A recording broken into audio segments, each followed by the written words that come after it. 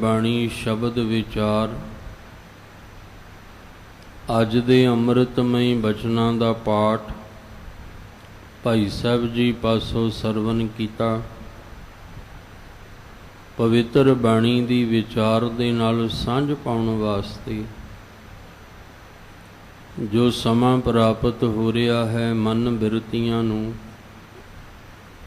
ਇਕਾਗਰ ਕਰਦੇ ਹੋਏ ਨਿਮਾਣੇ ਜੇ ਹੋ ਕੇ ਚਵਰ ਛਤਰ ਤਖਤ ਦੇ ਮਾਲਕ ਧੰਨ ਗੁਰੂ ਗ੍ਰੰਥ ਸਾਹਿਬ ਮਹਾਰਾਜ ਜੀ ਦੇ ਪਾਵਨ ਚਰਨਾਂ ਵਿੱਚ ਜੁੜਨ ਦਾ ਯਤਨ ਕਰੀਏ। ਅੱਜ ਦੇ ਪਾਵਨ ਸ਼ਬਦ ਰਾਹੀਂ ਸਤਿਗੁਰੂ ਜੀ ਜੋ ਸਾਨੂੰ ਦੁਨਿਆਵੀ ਜੀਵਾਂ ਨੂੰ ਸਮਝਾਉਣਾ ਚਾਹੁੰਦੇ ਹਨ, ਇੱਕ ਮਨ ਇੱਕ ਚਿੱਤ ਹੋ ਕੇ ਸਮਝਣ ਦਾ ਯਤਨ ਕਰੀਏ ਜੀ। ਵਾਹਿਗੁਰੂ ਸਾਹਿਬ ਜੀ। ਮਾਝ ਮਹੱਲਾ ਤੀਜਾ। ਤਾਵਤ ਰਾਖੈ ਠਾਕ ਰਹਾਏ, ਗੁਰ ਪ੍ਰਸਾਦੀ ਪਰਮ ਪਦ ਪਾਏ। ਸਤਿਗੁਰ ਆਪੇ ਮੇਲ ਮਿਲਾਏ, ਮਿਲ ਪ੍ਰੀਤਮ ਸੁਖ ਪਾਵਣਿਆ।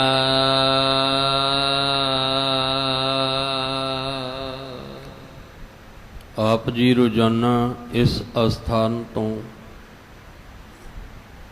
ਅੰਮ੍ਰਿਤਮਈ ਬਾਣੀ ਦੀ ਲੜੀਵਾਰ ਸ਼ਬਦ ਵਿਚਾਰ ਦਾ ਲਾਹਾ ਪ੍ਰਾਪਤ ਕਰਦੇ ਆ ਰਹੇ ਹੋ।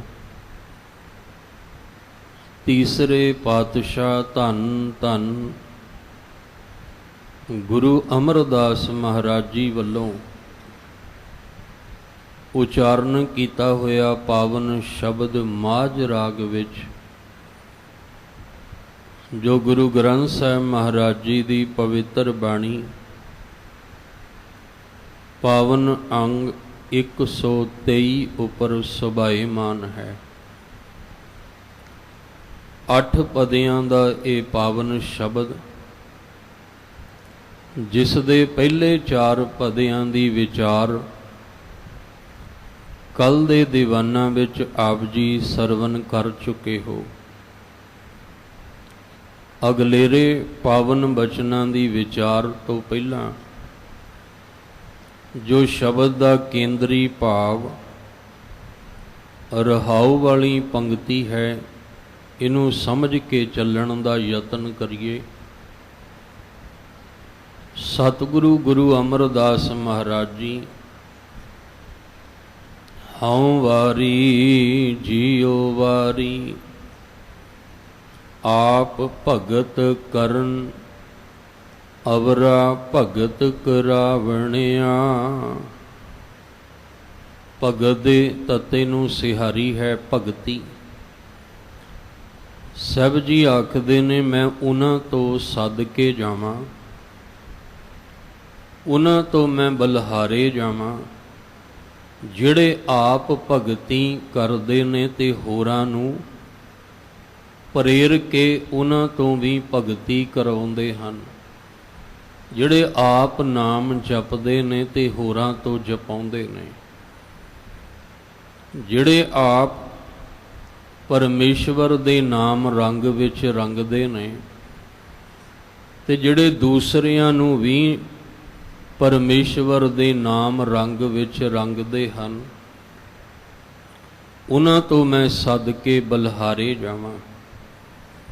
ਤਿੰਨਾਂ ਭਗਤ ਜਨਾਂ ਕਉ ਸਦ ਨਮਸਕਾਰ ਕੀਜੈ, ਜੋ ਅਨ ਦਿਨ ਹਰ ਗੁਣ ਗਾਵਣਿਆ। ਉਹਨਾਂ ਭਗਤ ਜਨਾਂ ਨੂੰ ਸਦਾ ਨਮਸਕਾਰ ਕਰਨੀ ਹੀ ਬਣ ਆਉਂਦੀ ਹੈ, ਜਿਹੜੇ ਦਿਨ ਰਾਤ ਪਰਮੇਸ਼ਵਰ ਵਾਹਿਗੁਰੂ ਜੀ ਦੇ ਗੁਣ ਗਾਉਂਦੇ ਨੇ। ਇੱਕ ਪਾਸੇ ਮਹਾਰਾਜ ਕਹਿੰਦੇ ਮੈਂ ਸੱਦ ਕੇ ਜਾਵਾਂ, ਔਰ ਦੂਜੇ ਪਾਸੇ ਮਹਾਰਾਜ ਕਹਿੰਦੇ ਮੇਰੀ ਸਦਾ ਉਹਨਾਂ ਨੂੰ ਨਮਸਕਾਰ ਹੈ ਜਿਹੜੇ ਦਿਨ ਰਾਤ ਵਾਹਿਗੁਰੂ ਜੀ ਦੇ ਗੁਣ ਗਾਉਂਦੇ ਨੇ। ਕਿਉਂਕਿ ਜਿਸ ਸਮਾਜ ਵਿੱਚ, ਜਿਸ ਸੰਸਾਰ ਦੇ ਵਿੱਚ ਅਸੀਂ ਰਹਿੰਦੇ ਹਾਂ, ਇਹਦੇ ਵਿੱਚ ਵਿਚਰਦਿਆਂ ਹੋਇਆਂ ਭਗਤੀ ਦਾ ਜਾਗ ਲਾਉਣਾ ਸੌਖਾ ਨਹੀਂ। ਭਗਤੀ ਕਰਨੀ ਕੋਈ ਸੌਖੀ ਖੇਡ ਨਹੀਂ।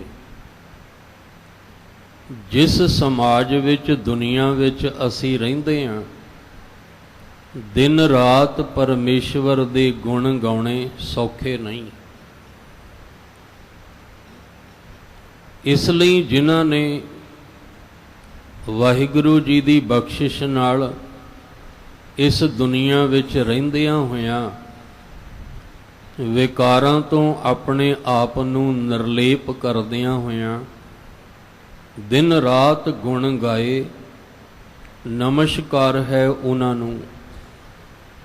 ਔਰ ਜਿਹੜੇ ਆਪ ਭਗਤੀ ਵਿੱਚ ਲੀਨ ਤੇ ਦੂਸਰਿਆਂ ਨੂੰ ਵੀ ਭਗਤੀ ਵਿੱਚ ਲੀਨ ਕਰਾਉਂਦੇ ਹਨ, ਉਹਨਾਂ ਤੋਂ ਸੱਦ ਕੇ ਜਾਈਏ, ਉਹਨਾਂ ਤੋਂ ਬਲਿਹਾਰੇ ਜਾਈਏ। ਅਸੀਂ ਸਾਰੇ ਸਤਿਗੁਰੂ ਜੀ ਨੂੰ ਨਮਸਕਾਰ ਕਰਦੇ ਹਾਂ, ਕਿਉਂਕਿ ਸਾਡਾ ਫਰਜ਼ ਬਣਦਾ ਹੈ, ਅਸੀਂ ਸਤਿਗੁਰੂ ਜੀ ਦੇ ਸਿੱਖ ਹਾਂ ਤੇ ਹਰ ਕੋਈ ਸੇਵਕ ਸਿੱਖ ਗੁਰੂ ਕਾ ਪਿਆਰਾ ਆਪਣੇ ਮੁਰਸ਼ਿਦ, ਆਪਣੇ ਗੁਰੂ ਨੂੰ ਨਮਸਕਾਰ ਕਰਦਾ ਹੈ। ਪਰ ਸਤਿਗੁਰੂ ਵੀ ਇੰਨੀ ਕੁ ਰਹਿਮਤ ਦੇ ਮਾਲਕ ਨੇ ਕਿ ਜੇ ਕੋਈ ਸਾਹਮਣੇ ਆਪਣੇ ਆਪ ਨੂੰ ਤਰੈ ਗੁਣੀ ਮਾਇਆ ਤੋਂ ਮੁਕਤ ਕਰਨ ਵਾਲਾ, ਵਿਕਾਰਾਂ ਤੋਂ ਮੁਕਤ ਕਰਨ ਵਾਲਾ ਸਾਹਮਣੇ ਆ ਜਾਏ, ਤੇ ਜਿਹੜਾ ਕੇਵਲ ਆਪ ਹੀ ਮੁਕਤ ਨਹੀਂ ਹੋਇਆ, ਜਿਹੜਾ ਦੂਸਰਿਆਂ ਨੂੰ ਵੀ ਵਿਕਾਰਾਂ ਤੋਂ ਮੁਕਤ ਕਰਦਾ ਹੈ। ਮਹਾਰਾਜ ਕਹਿੰਦੇ ਆ ਵੀ ਜੇ ਉਹ ਸਾਹਮਣੇ ਆ ਜਾਏ ਤੇ ਮੇਰੀ ਨਮਸਕਾਰ ਉਹਨੂੰ ਹੈ। ਆਪ ਮੁਕਤ ਮੁਕਤ ਕਰੈ ਸੰਸਾਰ, ਨਾਨਕ ਤਿਸ ਜਨ ਕੋ ਸਦਾ ਨਮਸਕਾਰ। ਇੱਥੇ ਗੁਰੂ ਅਮਰਦਾਸ ਮਹਾਰਾਜ ਜੀ ਜੋ ਸ਼ਬਦ ਵਿੱਚ ਰਹਾਉ ਦੀ ਪੰਕਤੀ ਹੈ, ਸਭ ਕਹਿੰਦੇ ਤਿਨਾਂ ਭਗਤ ਜਨਾਂ ਕੋ ਸਦ ਨਮਸਕਾਰ ਕੀਜੈ, ਜੋ ਅਨ ਦਿਨ ਹਰ ਗੁਣ ਗਾਵਣਿਆ। ਜਿਹੜੇ ਅਨ ਦਿਨ ਦਿਨ ਰਾਤ ਵਾਹਿਗੁਰੂ ਪਰਮੇਸ਼ਵਰ ਦੇ ਗੁਣ ਗਾਉਂਦੇ ਹਨ। ਇਸੇ ਹੀ ਸ਼ਬਦ ਵਿੱਚ ਜੋ ਪੰਜਵਾਂ ਪਦਾ ਹੈ, ਕਿਉਂਕਿ 4 ਪਦਿਆਂ ਦੀ ਵਿਚਾਰ ਆਪ ਜੀ ਨੇ ਸਰਵਨ ਕੀਤੀ। ਪੰਜਵੇਂ ਪਦੇ ਵਿੱਚ ਧੰਨ ਗੁਰੂ ਅਮਰਦਾਸ ਮਹਾਰਾਜ ਜੀ ਕਿਰਪਾ ਕਰਦੇ।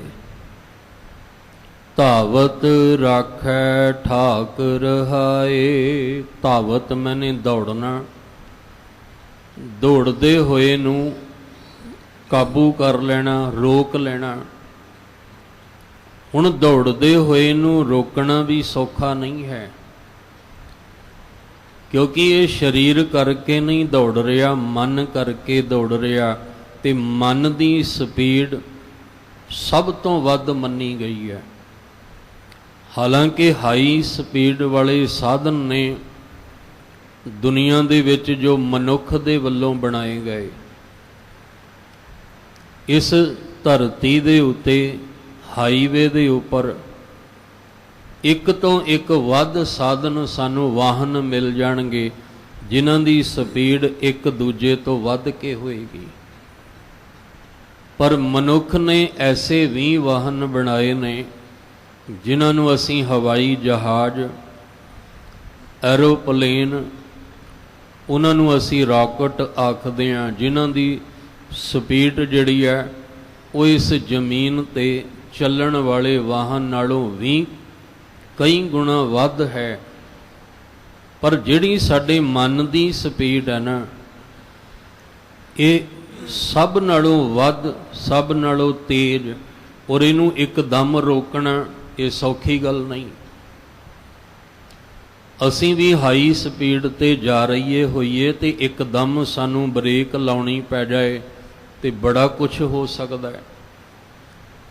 ਇਸੇ ਤਰ੍ਹਾਂ ਮਹਾਰਾਜ ਕਹਿੰਦੇ ਮਨ ਜਿਹੜਾ ਦੌੜ ਰਿਹਾ ਹੈ, ਇਸ ਦੌੜਦੇ ਹੋਏ ਮਨ ਨੂੰ ਜੇ ਕੋਈ ਰੋਕ ਲਵੇ, ਇਕੱਲੀ ਗੱਲ ਤੇ ਇਹ ਗੁਰੂ ਦੀ ਕਿਰਪਾ ਤੋਂ ਬਿਨਾਂ ਰੋਕ ਹੀ ਨਹੀਂ ਸਕਦਾ।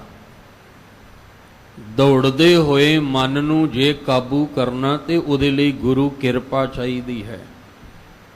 ਤੇ ਜਿਨ੍ਹਾਂ ਨੇ ਗੁਰੂ ਦੀ ਕਿਰਪਾ ਦੇ ਦੁਆਰਾ ਇਸ ਦੌੜਦੇ ਹੋਏ ਮਨ ਨੂੰ ਕਾਬੂ ਕਰ ਲਿਆ, ਇਹਨੂੰ ਰੋਕ ਲਿਆ, ਉਹਨਾਂ ਨੇ ਫਿਰ ਪਰਮ ਪਦਵੀ ਨੂੰ ਪਾ ਲਿਆ। ਉਹ ਪਰਮ ਪਦਵੀ ਜਿਹੜੀ ਉੱਚੀ ਤੋਂ ਵੀ ਉੱਚੀ ਅਵਸਥਾ ਵਾਲੀ ਹੈ, ਜਿਸ ਪਰਮ ਪਦਵੀ ਤੱਕ ਜੋਗੀ ਵੀ ਪਹੁੰਚਣਾ ਚਾਹੁੰਦੇ ਨੇ, ਸੰਨਿਆਸੀ ਵੀ ਪਹੁੰਚਣਾ ਚਾਹੁੰਦੇ ਨੇ, ਮੌਨ ਧਾਰੀ ਵੀ ਪਹੁੰਚਣਾ ਚਾਹੁੰਦੇ ਨੇ। ਵੱਖ-ਵੱਖ ਜਿਹੜੇ ਧਰਮੀ ਲੋਕ ਨੇ, ਧਰਮ ਦਾ ਆਸਰਾ ਲੈ ਕੇ ਇਸ ਪਰਮ ਪਦਵੀ ਤੱਕ ਪਹੁੰਚਣਾ ਚਾਹੁੰਦੇ ਨੇ। ਪਰ ਮਹਾਰਾਜ ਕਹਿੰਦੇ ਇਸ ਪਰਮ ਪਦਵੀ ਨੂੰ ਨਾ ਬਾਹਰ ਦੀ ਯੋਗ ਸਾਧਨਾ ਨਾਲ ਪਾਇਆ ਜਾਣਾ ਹੈ। ਇਸ ਪਰਮ ਪਦਵੀ ਨੂੰ, ਉੱਤਮ ਪਦਵੀ ਨੂੰ, ਜਿੱਥੇ ਤ੍ਰੈ ਗੁਣੀ ਮਾਇਆ ਦਾ ਪ੍ਰਭਾਵ ਖਤਮ ਹੋ ਜਾਂਦਾ ਹੈ, ਜਿੱਥੇ ਕਾਮ ਕ੍ਰੋਧ ਲੋਭ ਮੋਹ ਹੰਕਾਰ ਦਾ ਅਸਰ ਖਤਮ ਹੋ ਜਾਂਦਾ ਹੈ, ਜਿੱਥੇ ਇਹਨਾਂ ਦਾ ਜ਼ੋਰ ਨਹੀਂ ਪੈ ਸਕਦਾ, ਉਹ ਉੱਤਮ ਪਦਵੀ ਜਿਹੜੀ ਸਰੀਰ ਕਰਕੇ ਨਹੀਂ ਮਨ ਕਰਕੇ ਹਾਸਲ ਹੋਣੀ ਹੈ। ਕਿਉਂਕਿ ਇਸ ਉੱਤਮ ਪਦਵੀ ਉੱਤੇ ਮਨ ਨੇ ਆ ਕੇ ਟਿਕਣਾ ਹੈ। ਹੁਣ ਇਹ ਯੋਗ ਸਾਧਨਾਵਾਂ ਕਰਕੇ ਵੀ ਉੱਤਮ ਪਦਵੀ ਨਹੀਂ ਮਿਲਣੀ, ਮੌਨ ਧਾਰ ਕੇ ਵੀ ਉੱਤਮ ਪਦਵੀ ਨਹੀਂ ਮਿਲਣੀ, ਵਰਤ ਰੱਖ ਕੇ ਵੀ ਨਹੀਂ ਮਿਲਣੀ, ਬਾਹਰੀ ਧਰਮ ਦੇ ਕਰਮ ਕਰਕੇ ਵੀ ਇਹ ਉੱਤਮ ਪਦਵੀ ਨਹੀਂ ਮਿਲਣੀ। ਇਹ ਮਿਲਣੀ ਆ ਗੁਰੂ ਦੀ ਕਿਰਪਾ ਦੇ ਦੁਆਰਾ। ਗੁਰੂ ਸਾਹਿਬ ਦੀ ਕਿਰਪਾ ਵੀ ਕਿਵੇਂ ਮਿਲੇਗੀ? ਜਦੋਂ ਅਸੀਂ ਸਤ ਸੰਗ ਵਿੱਚ ਆ ਕੇ ਗੁਰਮਤ ਅਨੁਸਾਰ ਆਪਣਾ ਜੀਵਨ ਜਿਉਣ ਦੀ ਜਾਚ ਸਿੱਖਾਂਗੇ। ਇਸ ਲਈ ਮਹਾਰਾਜ ਕਹਿੰਦੇ ਗੁਰ ਪ੍ਰਸਾਦੀ ਪਰਮ ਪਦ ਪਾਏ। ਗੁਰੂ ਦੀ ਕਿਰਪਾ ਦੇ ਨਾਲ ਉਸ ਉੱਤਮ ਪਦਵੀ ਨੂੰ ਪਾ ਲਿਆ। ਕਿਹਨੇ ਪਾ ਲਿਆ? ਧਾਵਤ ਰਾਖੈ ਠਾਕ ਰਹਾਏ। ਜਿਹਨੇ ਦੌੜਦੇ ਹੋਏ ਮਨ ਨੂੰ, ਚੰਚਲ ਮਨ ਨੂੰ ਰੋਕ ਲਿਆ, ਭਾਵ ਕਾਬੂ ਵਿੱਚ ਕਰ ਲਿਆ, ਵਸ ਵਿੱਚ ਕਰ ਲਿਆ, ਉਹਨੇ ਗੁਰੂ ਦੀ ਕਿਰਪਾ ਦਾ ਪਾਤਰ ਬਣ ਕੇ ਉਸ ਪਰਮ ਪਦਵੀ ਨੂੰ ਪਾ ਲਿਆ, ਜਿਹੜੀ ਉੱਤਮ ਪਦਵੀ ਹੈ, ਜਿੱਥੇ ਕਿਸੇ ਵਿਕਾਰਾਂ ਦਾ ਲੇਪ ਨਹੀਂ ਲੱਗ ਸਕਦਾ। ਕੋਈ ਬੁਰਿਆਈ, ਝੂਠ, ਨਿੰਦਾ, ਵਿਕਾਰ ਦਾ ਉਹਦੇ ਉੱਤੇ ਜ਼ੋਰ ਨਹੀਂ ਪੈ ਸਕਦਾ। ਇਹ ਉਹ ਉੱਤਮ ਪਦਵੀ ਹੈ। ਸਤਿਗੁਰ ਆਪੇ ਮੇਲ ਮਿਲਾਏ, ਮਿਲ ਪ੍ਰੀਤਮ ਸੁਖ ਪਾਵਣਿਆ। ਜਦੋਂ ਗੁਰੂ ਦੀ ਕਿਰਪਾ ਦੇ ਨਾਲ, ਹੁਣ ਦੋਵੇਂ ਗੱਲਾਂ ਥੋੜੀਆਂ ਸਮਝਣੀਆਂ ਪੈਣੀਆਂ ਨੇ। ਗੁਰ ਪ੍ਰਸਾਦੀ, ਗੁਰ ਦਾ ਰਾਰਾ ਮੁਕਤਾ ਹੈ, ਤੇ ਗੁਰ ਦਾ ਮਤਲਬ ਹੁੰਦਾ ਗਿਆਨ। ਜਿਨੇ ਗਿਆਨ ਦੇ ਦੁਆਰਾ ਆਪਣੇ ਮਨ ਨੂੰ ਰੋਕ ਕੇ ਉੱਤਮ ਪਦਵੀ ਨੂੰ ਪਾ ਲਿਆ, ਅੱਗੋਂ ਫਿਰ ਸਤਿਗੁਰੂ ਮਿਲਿਆ। ਕਿਉਂਕਿ ਸਤਿਗੁਰੂ ਦਾ ਮੇਲ ਤਾਂ ਹੀ ਹੋਏਗਾ ਜੇ ਅਸੀਂ ਸਤਿਗੁਰੂ ਕੋਲੋਂ ਗਿਆਨ ਲਵਾਂਗੇ। ਜੇ ਅਗਿਆਨਤਾ ਦੇ ਵਸ ਹੋ ਕੇ ਆ ਕੇ ਕਰਮ ਕਾਂਡ ਹੀ ਕਰਦੇ ਰਹੇ, ਤੇ ਜੇ ਕਹੀਏ ਸਤਿਗੁਰੂ ਜੀ ਤੁਹਾਡੇ ਨਾਲ ਸਾਡਾ ਮਿਲਾਪ ਹੋ ਜਾਏ, ਪਰ ਸਤਿਗੁਰੂ ਕਹਿੰਦੇ ਅਗਿਆਨੀਆਂ ਨਾਲ ਮਿਲਾਪ ਨਹੀਂ ਹੁੰਦਾ। ਜਿਹੜੇ ਕਰਮ ਕਾਂਡੀ ਨੇ ਉਹਨਾਂ ਨਾਲ ਸਤਿਗੁਰੂ ਦਾ ਮਿਲਾਪ ਨਹੀਂ ਹੁੰਦਾ। ਸਤਿਗੁਰੂ ਦਾ ਮਿਲਾਪ ਉਹਨਾਂ ਦੇ ਨਾਲ ਹੋਣਾ ਜਿਨ੍ਹਾਂ ਨੇ ਗੁਰੂ ਕੋਲੋਂ ਗਿਆਨ ਲੈ ਲਿਆ। ਅਗਿਆਨਤਾ ਦਾ ਹਨੇਰਾ ਜਿਹਦੇ ਅੰਦਰੋਂ ਦੂਰ ਹੋ ਗਿਆ, ਜਾਂ ਇਸ ਤਰ੍ਹਾਂ ਕਹਿ ਲਓ ਕਿ ਗੁਰੂ ਗਿਆਨ ਦੇ ਦੁਆਰਾ ਜਿਨ੍ਹਾਂ ਨੇ ਪਰਮ ਪਦਵੀ ਨੂੰ ਪਾ ਕੇ ਆਪਣੇ ਮਨ ਨੂੰ ਰੋਕ ਲਿਆ, ਸਤਿਗੁਰ ਆਪੇ ਮੇਲ ਮਿਲਾਏ। ਅੱਗੋਂ ਫਿਰ ਸਾਡਾ ਕੰਮ ਨਹੀਂ ਹੈ। ਸਾਡਾ ਕੰਮ ਉਦਮ ਕਰਨਾ, ਮਿਹਨਤ ਕਰਨੀ, ਮਸ਼ੱਕਤ ਘਾਲਣੀ ਉਦੋਂ ਤੱਕ ਹੈ ਜਦੋਂ ਤੱਕ ਅਸੀਂ ਗੁਰੂ ਦੇ ਗਿਆਨ ਰਾਹੀਂ ਉੱਤਮ ਪਦਵੀ ਤੇ ਨਹੀਂ ਪਹੁੰਚ ਜਾਂਦੇ, ਤ੍ਰੈ ਗੁਣਾ ਤੋਂ ਉੱਪਰ ਨਹੀਂ ਉੱਠ ਜਾਂਦੇ। ਜਦੋਂ ਅਸੀਂ ਕਾਮਯਾਬ ਹੋ ਗਏ, ਸਾਡੀ ਘਾਲੀ ਸਫਲ ਹੋ ਗਈ, ਸਾਡੀ ਮਸ਼ੱਕਤ ਮਿਹਨਤ ਰੰਗ ਲਾਈ, ਉਸ ਤੋਂ ਅੱਗੋਂ ਫਿਰ ਸਾਨੂੰ ਕੁਛ ਕਰਨ ਦੀ ਲੋੜ ਨਹੀਂ। ਅੱਗੋਂ ਫਿਰ ਸਤਿਗੁਰ ਆਪੇ ਮੇਲ ਮਿਲਾਏ। ਫਿਰ ਅੱਗੋਂ ਸਤਿਗੁਰੂ ਨੇ ਜਿਹੜਾ ਮੇਲ ਸਾਡੀ ਰੱਬੀ ਜੋਤ ਨਾਲ ਹੈ, ਇਸ ਮਨ ਦਾ ਮੇਲ ਆਪ ਸਤਿਗੁਰੂ ਨੇ ਕਰਵਾਉਣਾ ਹੈ। ਅਸੀਂ ਤੇ ਸਿਰਫ ਇਹ ਉਦਮ ਕਰਨਾ ਨਿਤ ਉੱਠ ਕੇ ਵੀ ਤ੍ਰੈ ਗੁਣੀ ਮਾਇਆ ਤੋਂ ਕਿਵੇਂ ਛੁਟਕਾਰਾ ਹੋਵੇ। ਅਸੀਂ ਇਸ ਰਜਗੁਣ, ਤਮਗੁਣ, ਸਤਗੁਣ ਤੋਂ ਉੱਪਰ ਉੱਠ ਕੇ ਇਹ ਜਿਹੜੇ ਤਿੰਨ ਪੜਾਅ ਨੇ ਇਹਨੂੰ ਪਾਰ ਕਰਕੇ ਚੌਥੀ ਅਵਸਥਾ ਤੇ ਕਿਵੇਂ ਪਹੁੰਚਣਾ। ਤੇ ਜਦੋਂ ਪਹੁੰਚ ਗਏ ਫਿਰ ਅੱਗੋਂ ਸਤਿਗੁਰੂ ਨੇ ਆਪੇ ਹੀ ਮੇਲ ਕਰਵਾ ਦੇਣਾ। ਨਾਨਕ ਸਤਿਗੁਰ ਤਿਨਾ ਮਿਲਾਇਆ, ਜਿਨ੍ਹਾਂ ਧੁਰੇ ਪਿਆ ਸੰਜੋ। ਜੇ ਸਾਡਾ ਧੁਰ ਨਾਲ ਸਾਂਝ ਹੀ ਨਹੀਂ ਪਈ ਤੇ ਸਤਿਗੁਰੂ ਕਿਵੇਂ ਮਿਲਾਉਣਗੇ? ਸਤਿਗੁਰੂ ਤਾਂ ਹੀ ਮਿਲਾਉਣਗੇ ਜੇ ਸਾਡੀ ਧੁਰ ਨਾਲ ਸਾਂਝ ਬਣੇਗੀ।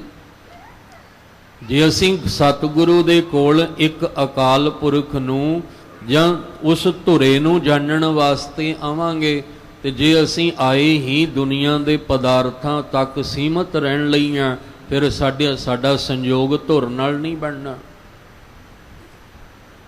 ਜਿਨੇ ਨਿਤਨੇਮ ਬਾਣੀ ਦਾ ਅਭਿਆਸ ਇਸ ਲਈ ਕੀਤਾ ਵੀ ਮੇਰਾ ਜਨਮਾਂ ਜਨਮਾਂ ਦਾ ਵਿਛੋੜਾ ਮੁੱਕ ਜਾਏ ਤੇ ਮੇਰਾ ਧੁਰ ਨਾਲ ਸੰਯੋਗ ਬਣ ਜਾਏ ਤੇ ਮਿਲਾਪ ਹੋ ਜਾਏ, ਉਹਨੂੰ ਫਿਰ ਸਤਿਗੁਰੂ ਮਿਲਾਉਂਦੇ ਆ। ਜਿਹੜੇ ਕੇਵਲ ਨਿਤਨੇਮ ਜਾਂ ਬਾਣੀ ਦਾ ਅਭਿਆਸ ਸਿਰਫ ਬਾਹਰ ਦੇ ਪਦਾਰਥਾਂ ਦੀ ਪੂਰਤੀ ਵਾਸਤੇ ਹੀ ਕਰ ਰਹੇ ਆ, ਤੇ ਫਿਰ ਉਹਨਾਂ ਨੂੰ ਪਦਾਰਥਾਂ ਨਾਲ ਹੀ ਉਹਨਾਂ ਦਾ ਮੇਲ ਹੋਣਾ, ਫਿਰ ਉਹਦਾ ਵਾਹਿਗੁਰੂ ਪਰਮੇਸ਼ਵਰ ਨਾਲ ਮੇਲ ਨਹੀਂ ਹੋਣਾ।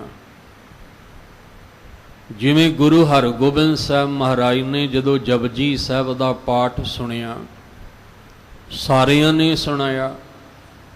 ਕੋਈ ਪਹਿਲੀ ਪੌੜੀ ਤੇ ਥਿੜਕ ਜਾਂਦਾ, ਕੋਈ ਪੰਜਵੀਂ ਪੌੜੀ ਤੇ, ਕੋਈ 10ਵੀਂ ਤੇ, ਪਰ ਇੱਕ ਐਸਾ ਹੈ ਜਿਨੇ 38 ਦੀਆਂ 38 ਪੌੜੀਆਂ ਨੂੰ ਇੱਕ ਮਨ ਇੱਕ ਚਿੱਤ ਹੋ ਕੇ ਪੜ੍ਹ ਕੇ ਸੁਣਾਇਆ। ਤੇ ਗੁਰੂ ਸਾਹਿਬ ਮਹਾਰਾਜ ਉਹਨੂੰ ਬੜੀਆਂ ਬਖਸ਼ਿਸ਼ਾਂ ਦੇਣਾ ਚਾਹੁੰਦੇ ਸਨ, ਪਰ ਜਦੋਂ ਆਇਆ ਸ਼ਲੋਕ ਬਸ ਉਸੇ ਵੇਲੇ ਥਿੜਕ ਗਿਆ ਵੀ ਮੈਂ 38 ਪੌੜੀਆਂ ਦਾ ਜਾਪ ਇੱਕ ਮਨ ਇੱਕ ਚਿੱਤ ਹੋ ਕੇ ਕੀਤਾ ਹੈ। ਤੇ ਜੇ ਸਤਿਗੁਰੂ ਜੀ ਉਹ ਤਬੇਲੇ ਵਿੱਚ ਪਿਆ ਖੜਾ ਜਿਹੜਾ ਖਲੋਤਾ ਘੋੜਾ ਹੈ ਉਹ ਮੈਨੂੰ ਦੇ ਦੇਣ, ਬੜੀ ਵਧੀਆ ਨਸਲ ਦਾ ਹੈ, ਤੇ ਫਿਰ ਗੁਰੂ ਸਾਹਿਬ ਤਾਂ ਦੇਣਾ ਕੁਝ ਹੋਰ ਚਾਹੁੰਦੇ ਸਨ, ਪਰ ਮੇਰੇ ਅੰਦਰ ਜਿਹੜਾ ਖਿਆਲ ਆ ਗਿਆ ਉਹ ਇਹ ਸੀ ਵੀ ਘੋੜਾ ਵਧੀਆ ਨਸਲ ਦਾ ਇਹ ਮਿਲ ਜਾਏ। ਤੇ ਫਿਰ ਗੁਰੂ ਸਾਹਿਬ ਨੇ ਆਖਿਆ, ਜਦੋਂ ਸ਼ਲੋਕ ਦੀ ਸੰਪੂਰਨਤਾ ਹੋਈ ਤੇ ਮਹਾਰਾਜ ਕਹਿਣ ਲੱਗੇ ਵੀ ਤੂੰ 38 ਪੌੜੀਆਂ ਦਾ ਪਾਠ ਇੱਕ ਮਨ ਇੱਕ ਚਿੱਤ ਹੋ ਕੇ ਕੀਤਾ, ਕੋਈ ਫੁਰਨਾ ਨਹੀਂ ਸੀ ਅੰਦਰ ਬਣਿਆ, ਕੋਈ ਅੰਦਰ ਫੁਰਨਾ ਨਹੀਂ ਸੀ ਬਣਿਆ, ਤੇ ਤੈਨੂੰ ਉੱਤਮ ਪਦਵੀ ਮਿਲ ਜਾਣੀ ਸੀ। ਪਰ ਹੋਇਆ ਕਿ ਸੁਰਤ ਹਿੱਲ ਗਈ। ਜਦੋਂ ਸੁਰਤ ਹਿੱਲੀ ਤੇ ਥਿੜਕ ਗਿਆ, ਉਹ ਥਿੜਕਿਆ ਹੋਇਆ ਘੋੜੇ ਦੇ ਤਬੇਲੇ ਵਿੱਚ ਜਾ ਟਿਕਿਆ। ਫਿਰ ਮਿਲਿਆ ਕਿ ਉਹ ਜਿਹੜਾ ਵਧੀਆ ਨਸਲ ਦਾ ਘੋੜਾ ਸੀ ਉਹੀ ਮਿਲਿਆ। ਕਹਿਣ ਤੋਂ ਭਾਵ ਕਿ ਜਿਨ੍ਹਾਂ ਨੇ ਗੁਰੂ ਦੇ ਗਿਆਨ ਰਾਹੀਂ ਪਰਮੇਸ਼ਵਰ ਦੇ ਨਾਮ ਨੂੰ ਸਿਮਰ ਕੇ ਤਿੰਨ ਗੁਣਾਂ ਤੋਂ ਉੱਪਰ ਤਿੰਨ ਪੜਾਅ ਜਿਹੜੇ ਨੇ ਪਾਰ ਕਰਕੇ ਚੌਥੇ ਅਵਸਥਾ ਵਿੱਚ ਆਉਣਾ ਕੀਤਾ, ਉਹਨਾਂ ਨੂੰ ਸਤਿਗੁਰੂ ਨੇ ਫਿਰ ਆਪ ਕਿਰਪਾ ਕਰਕੇ ਅੰਦਰ ਰੱਬੀ ਜੋਤ ਦੇ ਨਾਲ ਮਿਲਾ ਦਿੱਤਾ। ਕਿਉਂਕਿ ਮਨ ਭੁੱਲਿਆ ਨਾ, ਮਨ ਨੂੰ ਵਾਪਸ ਲੈ ਕੇ ਆਉਣਾ, ਤੇ ਮਨ ਨੂੰ ਹੀ ਸਮਝਾਇਆ ਸੀ ਕਿ ਮਨ ਤੂੰ ਜੋਤ ਸਰੂਪ ਹੈ ਆਪਣਾ ਮੂਲ ਪਛਾਣ। ਹੁਣ ਜਦੋਂ ਇਹਨੇ 3 ਪੜਾਅ ਪਾਰ ਕੀਤੇ, ਮਹਾਰਾਜ ਨੇ ਫਿਰ ਚੌਥੀ ਉੱਤਮ ਪਦਵੀ ਜਿਹੜੀ ਮਿਲੀ, ਉੱਥੇ ਫਿਰ ਸਤਿਗੁਰ ਆਪੇ ਮੇਲ ਮਿਲਾਏ। ਤੇ ਜਦੋਂ ਸਤਿਗੁਰੂ ਨੇ ਰੱਬੀ ਜੋਤ ਨਾਲ ਮਿਲਾਇਆ, ਤੇ ਇਹ ਵੀ ਆਪ ਜੀ ਜਾਣਦੇ ਹੋ ਕਿ ਰੱਬੀ ਜੋਤ ਨਾਲ ਮਿਲਣਾ ਉਸ ਪਿਆਰੇ ਪ੍ਰੀਤਮ ਦੇ ਨਾਲ ਮਿਲਣਾ ਹੈ। ਜਿਹੜੀ ਸਾਡੀ ਰੱਬੀ ਜੋਤ ਹੈ, ਉੱਥੇ ਤੱਕ ਪਹੁੰਚਣਾ ਪਿਆਰੇ ਪ੍ਰੀਤਮ ਤੱਕ ਪਹੁੰਚਣਾ ਹੈ। ਕਹਿੰਦੇ ਜਦੋਂ ਰੱਬੀ ਜੋਤ ਦੇ ਨਾਲ ਸੁਮੇਲ ਹੋਇਆ ਤੇ ਫਿਰ ਪਰਮੇਸ਼ਵਰ ਦਾ ਦੀਦਾਰ ਹੋਇਆ। ਜਦੋਂ ਪਰਮੇਸ਼ਵਰ ਦਾ ਦੀਦਾਰ ਹੋਇਆ, ਮਿਲ ਪ੍ਰੀਤਮ ਸੁਖ ਪਾਵਣਿਆ। ਜਿਹੜਾ ਸੁਖ ਅਸੀਂ ਜ਼ਿੰਦਗੀ ਵਿੱਚ ਪਾਉਣਾ ਚਾਹੁੰਦੇ ਸੀ, ਉਹ ਪ੍ਰੀਤਮ ਨੂੰ ਮਿਲ ਕੇ, ਪਿਆਰੇ ਨੂੰ ਮਿਲ ਕੇ ਉਹ ਸੁੱਖ ਦੀ ਪ੍ਰਾਪਤੀ ਹੋ ਗਈ। ਪਰ ਜਿੰਨਾ ਚਿਰ ਅਸੀਂ ਸਤਿਗੁਰੂ ਕੋਲੋਂ ਗਿਆਨ ਨਹੀਂ ਲਵਾਂਗੇ, ਉਨਾ ਚਿਰ ਅਗਿਆਨਤਾ ਦੇ ਵਸ ਹੋ ਕੇ ਅਸੀਂ ਦੁੱਖ ਭੋਗਦੇ ਆਏ ਹਾਂ ਤੇ ਦੁੱਖ ਹੀ ਭੋਗਦੇ ਰਵਾਂਗੇ। ਰਾਤ ਦੇ ਇਤਿਹਾਸ ਵਿੱਚ ਗੁਰੂ ਨਾਨਕ ਸਾਹਿਬ ਨੇ 3 ਪੜਾਅ ਜ਼ਿੰਦਗੀ ਦੇ ਬਿਆਨ ਕੀਤੇ ਹੈ। ਬਾਲ, ਜਵਾਨੀ ਅਰ ਬਿਰਧ ਫੁਨ 3 ਅਵਸਥਾ ਜਾਨ। ਤੇ ਜਿਹੜੇ ਲੜੀਵਾਰ ਇਤਿਹਾਸ ਸੁਣ ਰਹੇ ਨੇ ਉਹਨਾਂ ਨੂੰ ਪਤਾ ਹੈ, ਮਹਾਰਾਜ ਕਹਿੰਦੇ ਬਚਪਨ ਵੀ ਦੁਖੀ ਹੈ, ਜੋਬਨ ਵੀ ਦੁੱਖਾਂ ਨਾਲ ਭਰਿਆ ਪਿਆ ਤੇ ਬੁਢੇਪਾ ਵੀ ਦੁੱਖਾਂ ਨਾਲ ਭਰਿਆ ਪਿਆ। ਫਿਰ ਮਹਾਰਾਜ ਨੇ ਉਹਨਾਂ ਦੇ ਕਾਰਨ ਵੀ ਦੱਸੇ ਨੇ ਕਿ ਜਿਹੜਾ ਬਚਪਨ ਹੈ ਇਹਦੇ ਵਿੱਚ ਦੁੱਖ ਦਾ ਕਾਰਨ, ਜੋਬਨ ਵਿੱਚ ਦੁੱਖ ਦਾ ਕਾਰਨ, ਬੁਢੇਪੇ ਵਿੱਚ ਦੁੱਖ ਦਾ ਕਾਰਨ। ਬਚਪਨ ਵਿੱਚ ਦੁੱਖ ਦਾ ਕਾਰਨ ਤਾਂ ਸੀ ਕਿ ਉਹ ਸੁਰਤ ਨਿਰੰਕਾਰ ਨਾਲੋਂ ਜਿਹੜੀ ਸੀ ਉਹ ਟੁੱਟ ਕੇ ਤੇ ਸੰਸਾਰ ਨਾਲ ਜੁੜ ਗਈ। ਹੁਣ ਜੋਬਨ ਵਿੱਚ ਦੁੱਖ ਦਾ ਕਾਰਨ ਸੀ ਕਿ ਕਾਮ, ਕ੍ਰੋਧ, ਲੋਭ, ਮੋਹ, ਅਹੰਕਾਰ ਨੇ ਆ ਕੇ ਜੋਬਨ ਤੇ ਜ਼ੋਰ ਪਾ ਦਿੱਤਾ। ਇਹ ਵਾਸ਼ਨਾਵਾਂ ਦਾ ਬੱਧਾ ਹੋਇਆ ਹਰ ਕੁਕਰਮ ਅਪਰਾਧ ਕਰਨ ਵਾਸਤੇ ਤਿਆਰ ਹੋ ਗਿਆ। ਇਹ ਦੁੱਖ ਦਾ ਕਾਰਨ ਹੈ। ਬੁਢੇਪੇ ਵਿੱਚ ਜਾ ਕੇ ਮੋਹ ਪਦਾਰਥਾਂ ਦਾ ਇੰਨਾ ਵੱਧ ਗਿਆ, ਇਹ ਦੁੱਖ ਦਾ ਕਾਰਨ ਹੈ। ਜਦੋਂ ਤੱਕ ਸੰਸਾਰ ਦੀ ਪਕੜ ਨਹੀਂ ਖਤਮ ਹੁੰਦੀ, ਉਨਾ ਚਿਰ ਇਹ ਦੁੱਖ ਸਾਡੇ ਅੰਦਰ ਬਣਿਆ ਰਹੇਗਾ। ਜਾਂ ਇਦਾਂ ਕਹਿ ਲਵਾਂ ਕਿ ਇਸ ਮਨ ਦੀ ਅਟੈਚਮੈਂਟ ਸਰੀਰ ਦੇ ਨਾਲ ਹੈ, ਤੇ ਜਿੰਨਾ ਚਿਰ ਸਾਡਾ ਮਨ ਸਰੀਰ ਨਾਲ ਜੁੜਿਆ ਰਹੇਗਾ, ਇਹ ਦੁਖੀ ਦਾ ਦੁਖੀ ਰਹੇਗਾ। ਆਤਮਕ ਤਲ ਤੇ ਅਸੀਂ ਕਦੇ ਸੁਖੀ ਨਹੀਂ ਹੋਵਾਂਗੇ। ਜਦੋਂ ਮਨ ਸਰੀਰ ਦਾ ਮੋਹ ਤਿਆਗ ਕੇ ਪਰਮੇਸ਼ਵਰ ਦੀ ਬੰਦਗੀ ਦਾ ਰਸ ਲੈ ਕੇ ਆਪਣੀ ਰੱਬੀ ਜੋਤ ਨਾਲ ਜੁੜੇਗਾ, ਫਿਰ ਇਹਨੂੰ ਉਸ ਪਰਮ ਸੁਖ ਦੀ ਪ੍ਰਾਪਤੀ ਹੋਣੀ ਹੈ। ਸਿੰਪਲ ਸੌਖੀ ਜਿਹੀ ਵਿਚਾਰ ਕਿ ਮਨ ਸਰੀਰ ਨਾਲ ਜੁੜਿਆ ਤਾਂ ਇਹ ਦੁਖੀ ਦਾ ਦੁਖੀ ਹੈ। ਉਧਰੋਂ ਜੀਵ ਆਤਮਾ ਦੁਖੀ ਹੈ, ਇਧਰੋਂ ਮਨ ਦੁਖੀ ਹੈ। ਜਦੋਂ ਇਹ ਸਰੀਰ ਦੀ ਪਕੜ ਖਤਮ ਹੋ ਜਾਏਗੀ, ਸਰੀਰ ਦਾ ਮੋਹ ਤਿਆਗ ਦੇਵੇਗਾ, ਉਦੋਂ ਇਸ ਮਨ ਦੀ ਅਟੈਚਮੈਂਟ ਰੱਬੀ ਜੋਤ ਨਾਲ ਹੋਏਗੀ। ਜਦੋਂ ਇਹਦਾ ਜੁੜਨਾ ਰੱਬੀ ਜੋਤ ਨਾਲ ਹੋਏਗਾ, ਫਿਰ ਉਹ ਰਸ ਮਿਲੇਗਾ ਜਿਹਦੇ ਨਾਲ ਮਨ ਵੀ ਸੁਖੀ ਤੇ ਜੀਵ ਆਤਮਾ ਵੀ ਸੁਖੀ ਹੈ। ਇਸ ਲਈ ਜਿਨ੍ਹਾਂ ਨੇ ਸਤਿਗੁਰੂ ਕੋਲੋਂ ਗਿਆਨ ਲਿਆ, ਗਿਆਨ ਦੀ ਕਿਰਪਾ ਨਾਲ ਮਨ ਨੂੰ ਰੋਕ ਕੇ ਪਰਮ ਪਦਵੀ ਨੂੰ ਪਾਇਆ, ਸਤਿਗੁਰੂ ਨੇ ਉਹਨਾਂ ਨੂੰ ਰੱਬੀ ਜੋਤ ਨਾਲ ਮਿਲਾਇਆ। ਜਿਹੜਾ ਮਨ ਦਾ ਪਿਆਰਾ ਸੀ, ਜਦੋਂ ਉਸ ਪ੍ਰੀਤਮ ਨੂੰ ਮਿਲਿਆ ਤਾਂ ਫਿਰ ਇਹ ਸੁੱਖ ਜਿਹੜਾ ਸੀ ਪ੍ਰਾਪਤ ਹੋਇਆ। ਸਤਿਗੁਰ ਆਪੇ ਮੇਲ ਮਿਲਾਏ। ਮਿਲ, ਲੱਲੇ ਨੂੰ ਸਿਹਾਰੀ ਮਿਲ ਕੇ ਪ੍ਰੀਤਮ ਸੁਖ ਪਾਵਣਿਆ। ਕਹਿੰਦੇ ਪ੍ਰੀਤਮ ਨੂੰ ਮਿਲ ਕੇ, ਪਿਆਰੇ ਨੂੰ ਮਿਲ ਕੇ ਫਿਰ ਸੁਖ ਜਿਹੜਾ ਸੀ ਉਹ ਪਾਉਣਾ ਨਸੀਬ ਹੋਇਆ ਹੈ। ਇੱਕ ਕੂੜ ਲਾਗੇ ਕੂੜੇ ਫਲ ਪਾਏ, ਦੂਜੇ ਪਾਏ ਬਿਰਥਾ ਜਨਮ ਗਵਾਏ। ਆਪ ਡੁੱਬੇ ਸਗਲੇ ਕੁਲ ਡੁੱਬੇ, ਕੂੜ ਬੋਲ ਬਿਖ ਖਾਵਣਿਆ। ਇੱਕ ਕੱਕੇ ਨੂੰ ਸਿਹਾਰੀ ਬਹੁਵਚਨ। ਕਈ ਕੂੜ ਲਾਗੇ ਝੂਠ ਨਾਲ ਜੁੜੇ ਹੋਏ ਨੇ, ਕੂੜ ਵਿਕਾਰਾਂ ਨਾਲ ਜੁੜੇ ਹੋਏ ਨੇ, ਤੇ ਜਿਹਦੀ ਜੜ, ਜਿਹਦਾ ਬੂਟਾ ਕੂੜ ਦਾ ਹੋਏਗਾ ਤੇ ਉਹਨੂੰ ਫਲ ਸੱਚ ਦਾ ਨਹੀਂ ਲੱਗਣਾ, ਉਹਨੂੰ ਫਲ ਅੰਮ੍ਰਿਤ ਦਾ ਨਹੀਂ ਲੱਗਣਾ, ਉਹਨੂੰ ਫਲ ਵੀ ਕੂੜ ਦਾ ਹੀ ਲੱਗਣਾ ਹੈ। ਇੱਕ ਕੂੜ ਲਾਗੇ ਕਈ ਕੂੜ ਵਿੱਚ ਲੱਗੇ ਹੋਏ ਨੇ, ਕੂੜੇ ਫਲ ਪਾਏ, ਉਹ ਫਿਰ ਝੂਠੇ ਨਾਸ਼ਵੰਤ ਫਲ ਹੀ ਪਾ ਰਹੇ ਨੇ। ਦੂਜੇ ਭਾਏ, ਫਿਰ ਸਮਝ ਲੈਣਾ, ਦੂਜੇ ਭਾਏ ਦਾ ਮਤਲਬ ਗੱਲ ਮਨ ਦੀ ਚੱਲ ਰਹੀ ਹੈ। ਹੁਣ ਮਨ ਨੇ ਰੱਬੀ ਜੋਤ ਨਾਲ ਪਿਆਰ ਪਾ ਕੇ ਰੱਖਣਾ ਸੀ, ਜਿਹੜਾ ਇਹਦਾ ਆਪਣਾ ਮੂਲ ਸੀ। ਹੁਣ ਉਹ ਮੂਲ ਤਾਂ ਭੁੱਲ ਗਿਆ ਮਨ, ਉਹਦੇ ਨਾਲੋਂ ਇਹਦੀ ਸਾਂਝ ਟੁੱਟ ਗਈ ਮਨ ਦੀ। ਹੁਣ ਇਸ ਮਨ ਨੇ ਪਿਆਰ ਕਿਹਦੇ ਨਾਲ ਪਾ ਲਿਆ? ਦੂਜੇ ਭਾਏ। ਦੂਜਾ ਕੌਣ ਹੈ? ਆ ਸਰੀਰ, ਇਹ ਮਾਇਆ, ਇਹ ਸਰੀਰ ਮਾਇਆ ਹੈ। ਹੁਣ ਇਸ ਮਨ ਨੇ ਆਪਣੇ ਜੀਵ ਆਤਮਾ ਨਾਲੋਂ ਪਿਆਰ ਦੀ ਸਾਂਝ ਤੋੜ ਕੇ ਇਸ ਸਰੀਰ ਨਾਲ ਮੋਹ ਪਾ ਲਿਆ। ਇਸ ਸਰੀਰ ਨਾਲ ਜਿਹੜਾ ਪਿਆਰ ਪੈ ਗਿਆ ਉਹਨੂੰ ਕਹਿੰਦੇ ਆ ਦੂਜੇ ਭਾਏ। ਇਹਦੇ ਅੰਦਰ ਭਾਵਨਾ ਦੂਜੇ ਦੀ ਬਣ ਗਈ। ਜਿਹੜੀ ਰੱਬੀ ਜੋਤ ਦੀ ਭਾਵਨਾ ਬਣਨੀ ਸੀ ਉਹ ਤਾਂ ਇਹਨੇ ਉਹ ਸਾਂਝ ਤੋੜ ਦਿੱਤੀ। ਸਰੀਰ ਨਾਲ ਇਹਦਾ ਮੋਹ ਪਿਆਰ ਪੈ ਗਿਆ। ਹੁਣ ਸਰੀਰ ਦੀਆਂ ਲੋੜਾਂ ਵਿੱਚ ਹੀ ਲੱਗਾ ਹੋਇਆ ਦਿਨ ਰਾਤ। ਮਨ ਵਿੱਚ ਜਿੰਨੇ ਫੁਰਨੇ ਬਣ ਰਹੇ ਨੇ ਸਰੀਰ ਦੀਆਂ ਲੋੜਾਂ ਪੂਰੀਆਂ ਕਰਨ ਦੇ ਹੀ ਬਣ ਰਹੇ ਨੇ। ਸਰੀਰ ਦੀਆਂ ਜ਼ਰੂਰਤਾਂ ਦੀ ਪੂਰਤੀ ਵਾਸਤੇ ਹੀ ਫੁਰਨੇ ਦਿਮਾਗ ਵਿੱਚ ਹਰ ਵੇਲੇ ਅੰਦਰ ਚੱਲ ਰਹੇ। ਈਵਨ ਜਦੋਂ ਬਾਣੀ ਦਾ ਪਾਠ ਕਰਦੇ ਆ ਨਾ, ਉਦੋਂ ਵੀ ਦਿਮਾਗ ਵਿੱਚ ਫੁਰਨੇ ਮਾਇਆਵੀ ਪਦਾਰਥਾਂ ਦੇ ਹੀ ਬਣਦੇ ਆ। ਕਿਉਂ? ਕਿਉਂਕਿ ਮਨ ਜੁੜਿਆ ਸਰੀਰ ਨਾਲ ਹੋਇਆ, ਧਿਆਨ ਸਰੀਰ ਵੱਲ ਹੀ ਰਹਿੰਦਾ ਹੈ। ਹੁਣ ਜਿਹੜੇ ਅੰਦਰ ਕਹਿੰਦੇ ਜਿਹੜੇ ਕੂੜੇ ਵਿੱਚ ਲੱਗੇ ਹੋਏ ਸਨ ਉਹਨਾਂ ਨੂੰ ਫਲ ਵੀ ਕੂੜੇ ਹੀ ਲੱਗ ਰਹੇ ਨੇ, ਕਿਉਂਕਿ ਦੂਜੇ ਭਾਏ ਬਿਰਥਾ ਜਨਮ ਗਵਾਏ।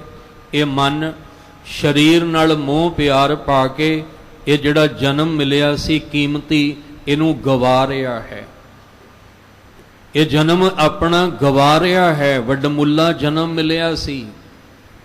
ਇਸ ਸਰੀਰ ਦੇ ਨਾਲ ਜੁੜ ਕੇ ਇਹਨੇ ਪਰਮੇਸ਼ਵਰ ਦੇ ਗੁਣ ਗਾਉਣੇ ਸਨ, ਪਰ ਇਹਨੇ ਗੁਣ ਗਾਉਣ ਦੀ ਬਜਾਏ ਸਰੀਰ ਦੀ ਪੂਰਤੀ ਵਾਸਤੇ ਅਵਗੁਣਾਂ ਨਾਲ ਸਾਂਝ ਪਾ ਲਈ।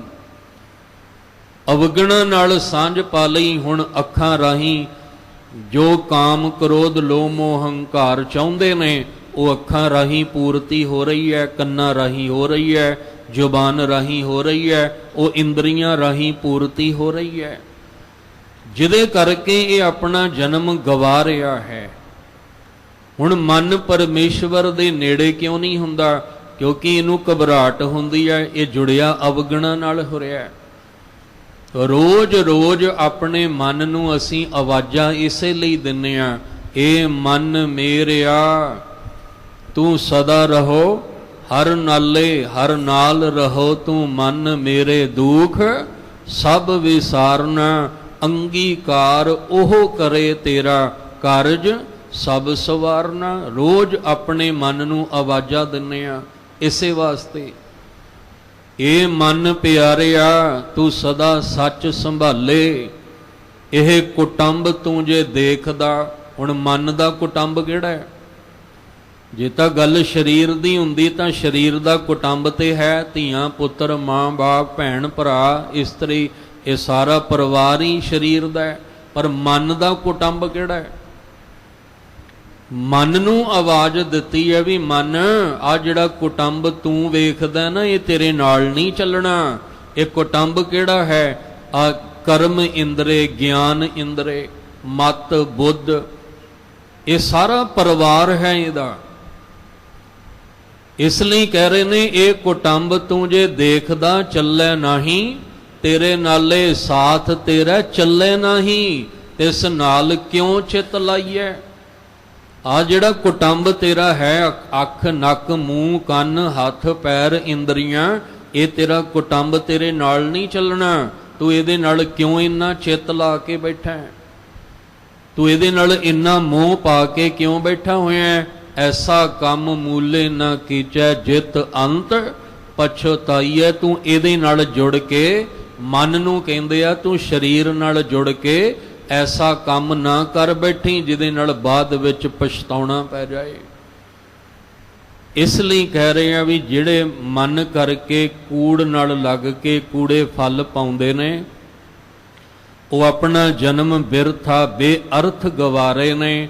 ਤੇ ਜਦੋਂ ਮਨ ਮੋਹ ਵਿੱਚ ਫਸਿਆ ਹੋਇਆ ਕੂੜ ਦਾ ਫਲ ਪ੍ਰਾਪਤ ਕਰਦਾ ਹੈ, ਫਿਰ ਕੀ ਹੁੰਦਾ ਹੈ? ਇਹ ਆਪ ਵੀ ਡੁੱਬਦਾ ਹੈ ਤੇ ਆਪਣੀ ਕੁੱਲ ਨੂੰ ਵੀ ਡੋਬ ਦਿੰਦਾ ਹੈ। ਮਨ ਵੀ ਡੁੱਬ ਜਾਂਦਾ ਹੈ ਤੇ ਮਨ ਦੇ ਨਾਲ ਨਾਲ ਇਹ ਇੰਦਰੀਆਂ ਵੀ ਡੁੱਬ ਜਾਂਦੀਆਂ ਨੇ, ਕਿਉਂਕਿ ਜੋ ਮਨ ਨੇ ਕਹਿਣਾ ਅੱਖਾਂ ਨੇ ਉਹੀ ਕੁਛ ਕਰਨਾ, ਜੋ ਮਨ ਨੇ ਕਹਿਣਾ ਕੰਨਾਂ ਨੇ ਉਹੀ ਕੁਛ ਸੁਣਨਾ, ਜ਼ੁਬਾਨ ਨੇ ਉਹੀ ਕੁਝ ਬੋਲਣਾ, ਉਹ ਰਸ ਜ਼ੁਬਾਨ ਨੇ ਲੈਣਾ। ਇੰਦਰੀਆਂ ਨੇ ਉਸੇ ਪਾਸੇ ਲੱਗਣਾ ਜਿਸ ਪਾਸੇ ਮਨ ਨੇ ਕਹਿਣਾ। ਹੁਣ ਮਨ ਕੀ ਕਹੇਗਾ? ਜੋ ਮਨ ਨੂੰ ਕਾਮ ਕਹਿ ਰਿਹਾ ਹੈ, ਜੋ ਮਨ ਨੂੰ ਕ੍ਰੋਧ ਲੋਭ ਮੋਹ ਅਹੰਕਾਰ ਕਹਿ ਰਿਹਾ ਹੈ, ਇਹ ਮਨ ਫਿਰ ਅੱਗੋਂ ਆਪਣੀ ਕੁੱਲ ਨੂੰ ਕਹਿੰਦਾ ਹੈ ਵੀ ਤੁਸੀਂ ਮੇਰੇ ਮਗਰ ਲੱਗੋ। ਫਿਰ ਇਹ ਸਾਰੀ ਕੁੱਲ, ਇਹ ਜਿਹੜਾ 5 ਤੱਤਾਂ ਦਾ ਸਰੀਰ ਹੈ, ਇਹਦੇ ਅੰਦਰ ਜਿਹੜੇ ਇੰਦਰੇ ਨੇ, ਇਹ ਕੁੱਲ ਹੈ ਸਾਰੀ। ਇਹ ਮਨੁੱਖਾਂ ਜਨਮ ਦੀ ਕੁੱਲ ਹੈ। ਹੁਣ ਜੇ ਮਨ ਆਪ ਡੁੱਬ ਗਿਆ ਤੇ ਸਾਰੀ ਕੁੱਲ ਡੁੱਬ ਗਈ। ਆਪ ਡੂਬੇ ਸਗਲੇ ਕੁੱਲ ਡੋਬੇ। ਜਿਹੜਾ ਮਨ ਇਸ ਤਰ੍ਹਾਂ ਗੁਣੀ ਮਾਇਆ ਦੇ ਮੋਹ ਦੇ ਜਾਲ ਵਿੱਚ ਫਸ ਕੇ, ਵਿਕਾਰਾਂ ਦੇ ਜਾਲ ਵਿੱਚ ਫਸ ਕੇ ਕੂੜ ਕਮਾ ਕੇ ਕੂੜ ਦਾ ਫਲ ਲੈ ਰਿਹਾ ਹੈ, ਕਹਿੰਦੇ ਨੇ ਉਹ ਆਪ ਵੀ ਡੁੱਬਦਾ ਤੇ ਸਾਰੀ ਕੁੱਲ ਨੂੰ ਵੀ ਡੋਬ ਦਿੰਦਾ ਹੈ, ਤੇ ਕੁੱਲ ਵੀ ਉਹਦੀ ਡੁੱਬ ਜਾਂਦੀ ਹੈ। ਪਰ ਫਿਰ ਵੀ ਕਹਿੰਦੇ ਨੇ ਇਹ ਬਿਖ ਜ਼ਹਿਰ ਖਾਣੀ ਨਹੀਂ ਛੱਡਦਾ। ਫਿਰ ਵੀ ਕੂੜ ਬੋਲ ਬਿਖ ਖਾਵਣਿਆ, ਇਹ ਝੂਠ ਬੋਲ ਬੋਲ ਕੇ ਫਿਰ ਵੀ ਕਹਿੰਦੇ ਵਿਕਾਰਾਂ ਦੀ ਜ਼ਹਿਰ ਖਾਈ ਜਾਂਦਾ। ਭਾਵ ਡੁੱਬਣ ਦੇ ਕਿਨਾਰੇ ਪਿਆ ਹੋਇਆ ਹੈ, ਪਰ ਫਿਰ ਵੀ ਜ਼ਹਿਰ ਛੱਡਣ ਨੂੰ ਤਿਆਰ ਨਹੀਂ। ਸਾਡੀ ਅਰਦਾਸ ਇਹ ਹੁੰਦੀ ਹੈ, ਮਹਾਰਾਜ ਅਸੀਂ ਡੁੱਬਣ ਦੇ ਕਿਨਾਰੇ ਆਏ ਪਏ ਹਾਂ, ਕੁੱਲ ਡੁੱਬ ਚੱਲੀ ਹੈ ਸਾਡੀ। ਬਸ ਮਾੜਾ ਜਿਹਾ ਇੱਕ ਆਸ ਭਰੋਸਾ ਹੈ ਕਿ ਤੁਸੀਂ ਡੁੱਬਦਿਆਂ ਨੂੰ ਵੀ ਕਿਨਾਰੇ ਤੇ ਲਾ ਸਕਦੇ ਹੋ, ਕਿਉਂਕਿ ਹੁਣ ਕੋਈ ਆਸ ਭਰੋਸਾ ਨਹੀਂ ਬਚਿਆ ਕਿ ਕੋਈ ਸਾਨੂੰ ਆ ਕੇ ਬਚਾ ਲੇਗਾ। ਇੱਕ ਤੁਹਾਡਾ ਹੀ ਆਸ ਭਰੋਸਾ ਹੈ ਜੋ ਤੁਸੀਂ ਡੁੱਬਦਿਆਂ ਨੂੰ ਵੀ ਕਿਨਾਰੇ ਤੇ ਲਾ ਸਕਦੇ ਹੋ। ਉੱਥੇ ਫਿਰ ਜਦੋਂ ਸਾਰੀ ਕੁੱਲ ਡੁੱਬਣ ਦੇ ਕਿਨਾਰੇ ਤੇ ਆ ਜਾਏ, ਫਿਰ ਬੇਨਤੀ ਕਰਦਾ ਬੰਦਾ, ਜੇਤਾ ਸਮੁੰਦ ਸਾਗਰ ਨੀਰ ਭਰਿਆ, ਤੇਤੇ ਅਵਗਣ ਹਮਾਰੇ, ਦਇਆ ਕਰੋ ਕਿਛ ਮਿਹਰਿਓ ਪਾਵੋ, ਡੁੱਬਦੇ ਪੱਥਰ ਉਤਾਰੇ। ਮਹਾਰਾਜ ਜੀ ਕਹਿੰਦੇ ਜਿਹੜੇ ਕੂੜ ਦੇ ਜਾਲ ਵਿੱਚ ਫਸੇ ਨੇ, ਉਹ ਆਪ ਵੀ ਡੁੱਬਦੇ, ਕੁੱਲ ਨੂੰ ਵੀ ਡੁੱਬਦੇ ਆ, ਤੇ ਡੁੱਬਦਿਆਂ ਹੋਇਆਂ ਵੀ ਜ਼ਹਿਰ ਛੱਡਣ ਨੂੰ ਤਿਆਰ ਨਹੀਂ ਹੁੰਦੇ।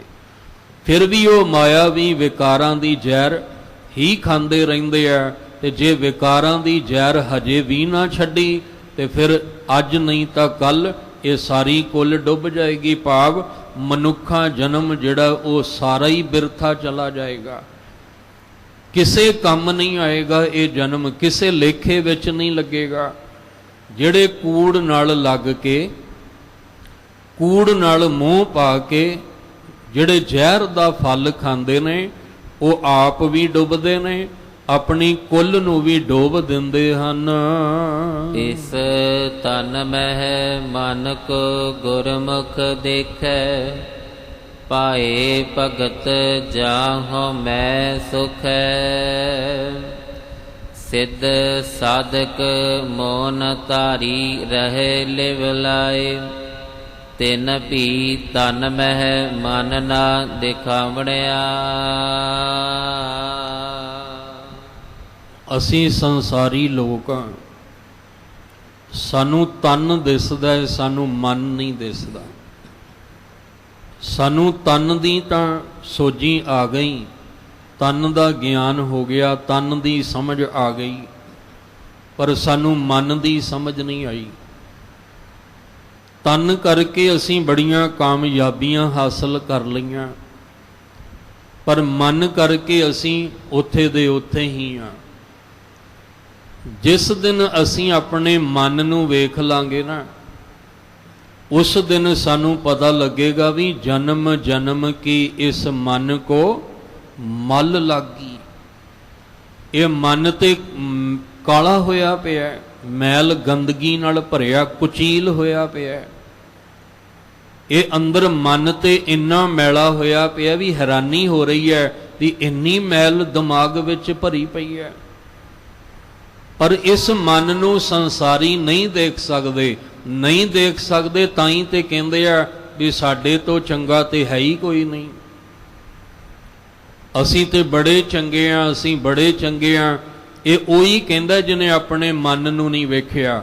ਜਿਹਨੇ ਆਪਣੇ ਮਨ ਨੂੰ ਵੇਖ ਲਿਆ ਨਾ, ਉਹ ਕਹਿੰਦਾ ਹਮ ਨਹੀਂ ਚੰਗੇ ਬੁਰਾ ਨਹੀਂ ਕੋਏ, ਪਰਣਵਤ ਨਾਨਕ ਤਾਰੈ ਸੋਏ।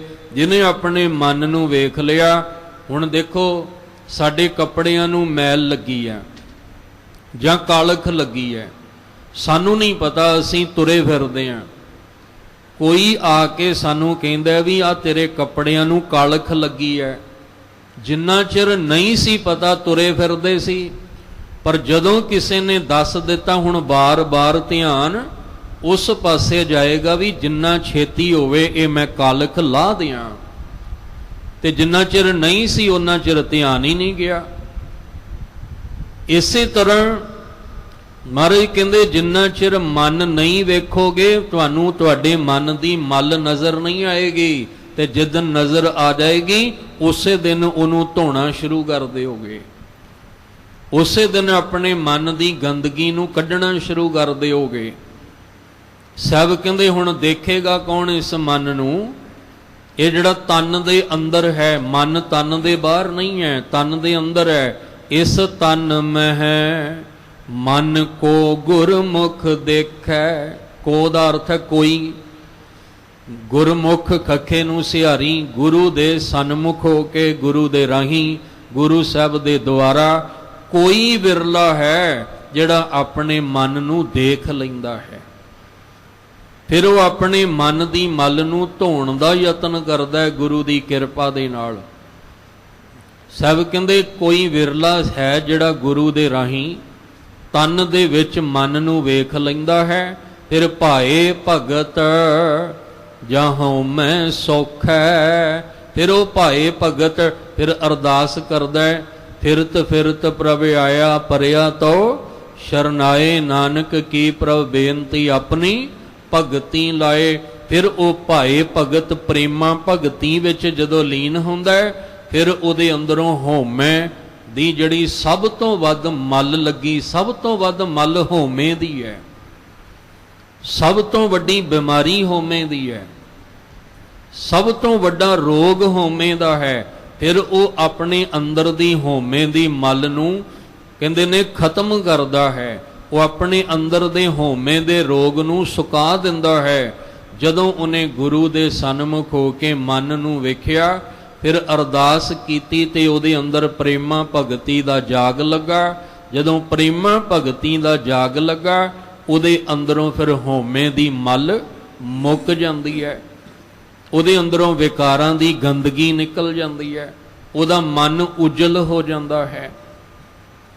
ਸਿੱਧ ਸਾਧਕ ਮੋਨ ਧਾਰੀ ਰਹੇ ਲਿਵ ਲਾਏ, ਤਿਨ ਵੀ ਤਨ ਮੈਂ ਮਨ ਨ ਦਿਖਾਵਣਿਆ। ਧਿਆਨ ਰੱਖਿਓ, ਗੁਰਬਾਣੀ ਗੁਰੂ ਦੇ ਗਿਆਨ ਤੋਂ ਬਿਨਾ ਨਾ ਮਨ ਦਿਸੇਗਾ ਤੇ ਨਾ ਮਨ ਦੀ ਮਲ ਅੰਦਰੋਂ ਨਿਕਲਣੀ ਹੈ। ਜੇ ਗੁਰੂ ਦੇ ਗਿਆਨ ਤੋਂ ਬਿਨਾ ਅਸੀਂ ਆਪਣੇ ਮਨ ਨੂੰ ਵਾਸ਼ ਕਰ ਸਕਦੇ ਹੋਈਏ, ਜੇ ਗੁਰੂ ਦੇ ਗਿਆਨ ਤੋਂ ਬਿਨਾ ਆਪਣੀ ਮਤ ਨੂੰ ਦੀ ਮਲ ਨੂੰ ਧੋ ਸਕਦੇ ਹੋਈਏ, ਤੇ ਫਿਰ ਬੜੇ ਬੜੇ ਸਿੱਧ ਸਾਧਕ ਮੋਨ ਧਾਰੀ ਜੋਗੀ ਸੰਨਿਆਸੀ ਮੌਜੂਦ ਨੇ। ਪਰ ਮਹਾਰਾਜ ਕਹਿੰਦੇ ਅਸਲ ਸੱਚ ਪਤਾ ਕੀ ਹੈ? ਸਿੱਧ ਸਾਧਕ ਜਿਹੜੇ ਸਾਧਨਾਵਾਂ ਕਰਨ ਵਿੱਚ ਸਫਲ ਹੋ ਗਏ, ਮੋਨ ਧਾਰੀ ਜਿਹਨੇ ਮੋਨ ਧਾਰ ਕੇ ਬਾਹਰੋਂ ਬੈਠੇ ਰਹੇ, ਲਿਵ ਲਾ ਕੇ ਬੈਠੇ ਰਹੇ, ਤਿੰਨ ਵੀ ਇਹਨਾਂ ਨੇ ਵੀ ਤਨ ਮੈਂ ਮਨ ਨ ਦਿਖਾਵਣਿਆ। ਇਹਨਾਂ ਨੇ ਵੀ ਮਨ ਨੂੰ ਤਨ ਦੇ ਅੰਦਰ ਨਹੀਂ ਵੇਖਿਆ ਤੇ ਨਾ ਕਿਸੇ ਨੂੰ ਵਿਖਾ ਸਕੇ।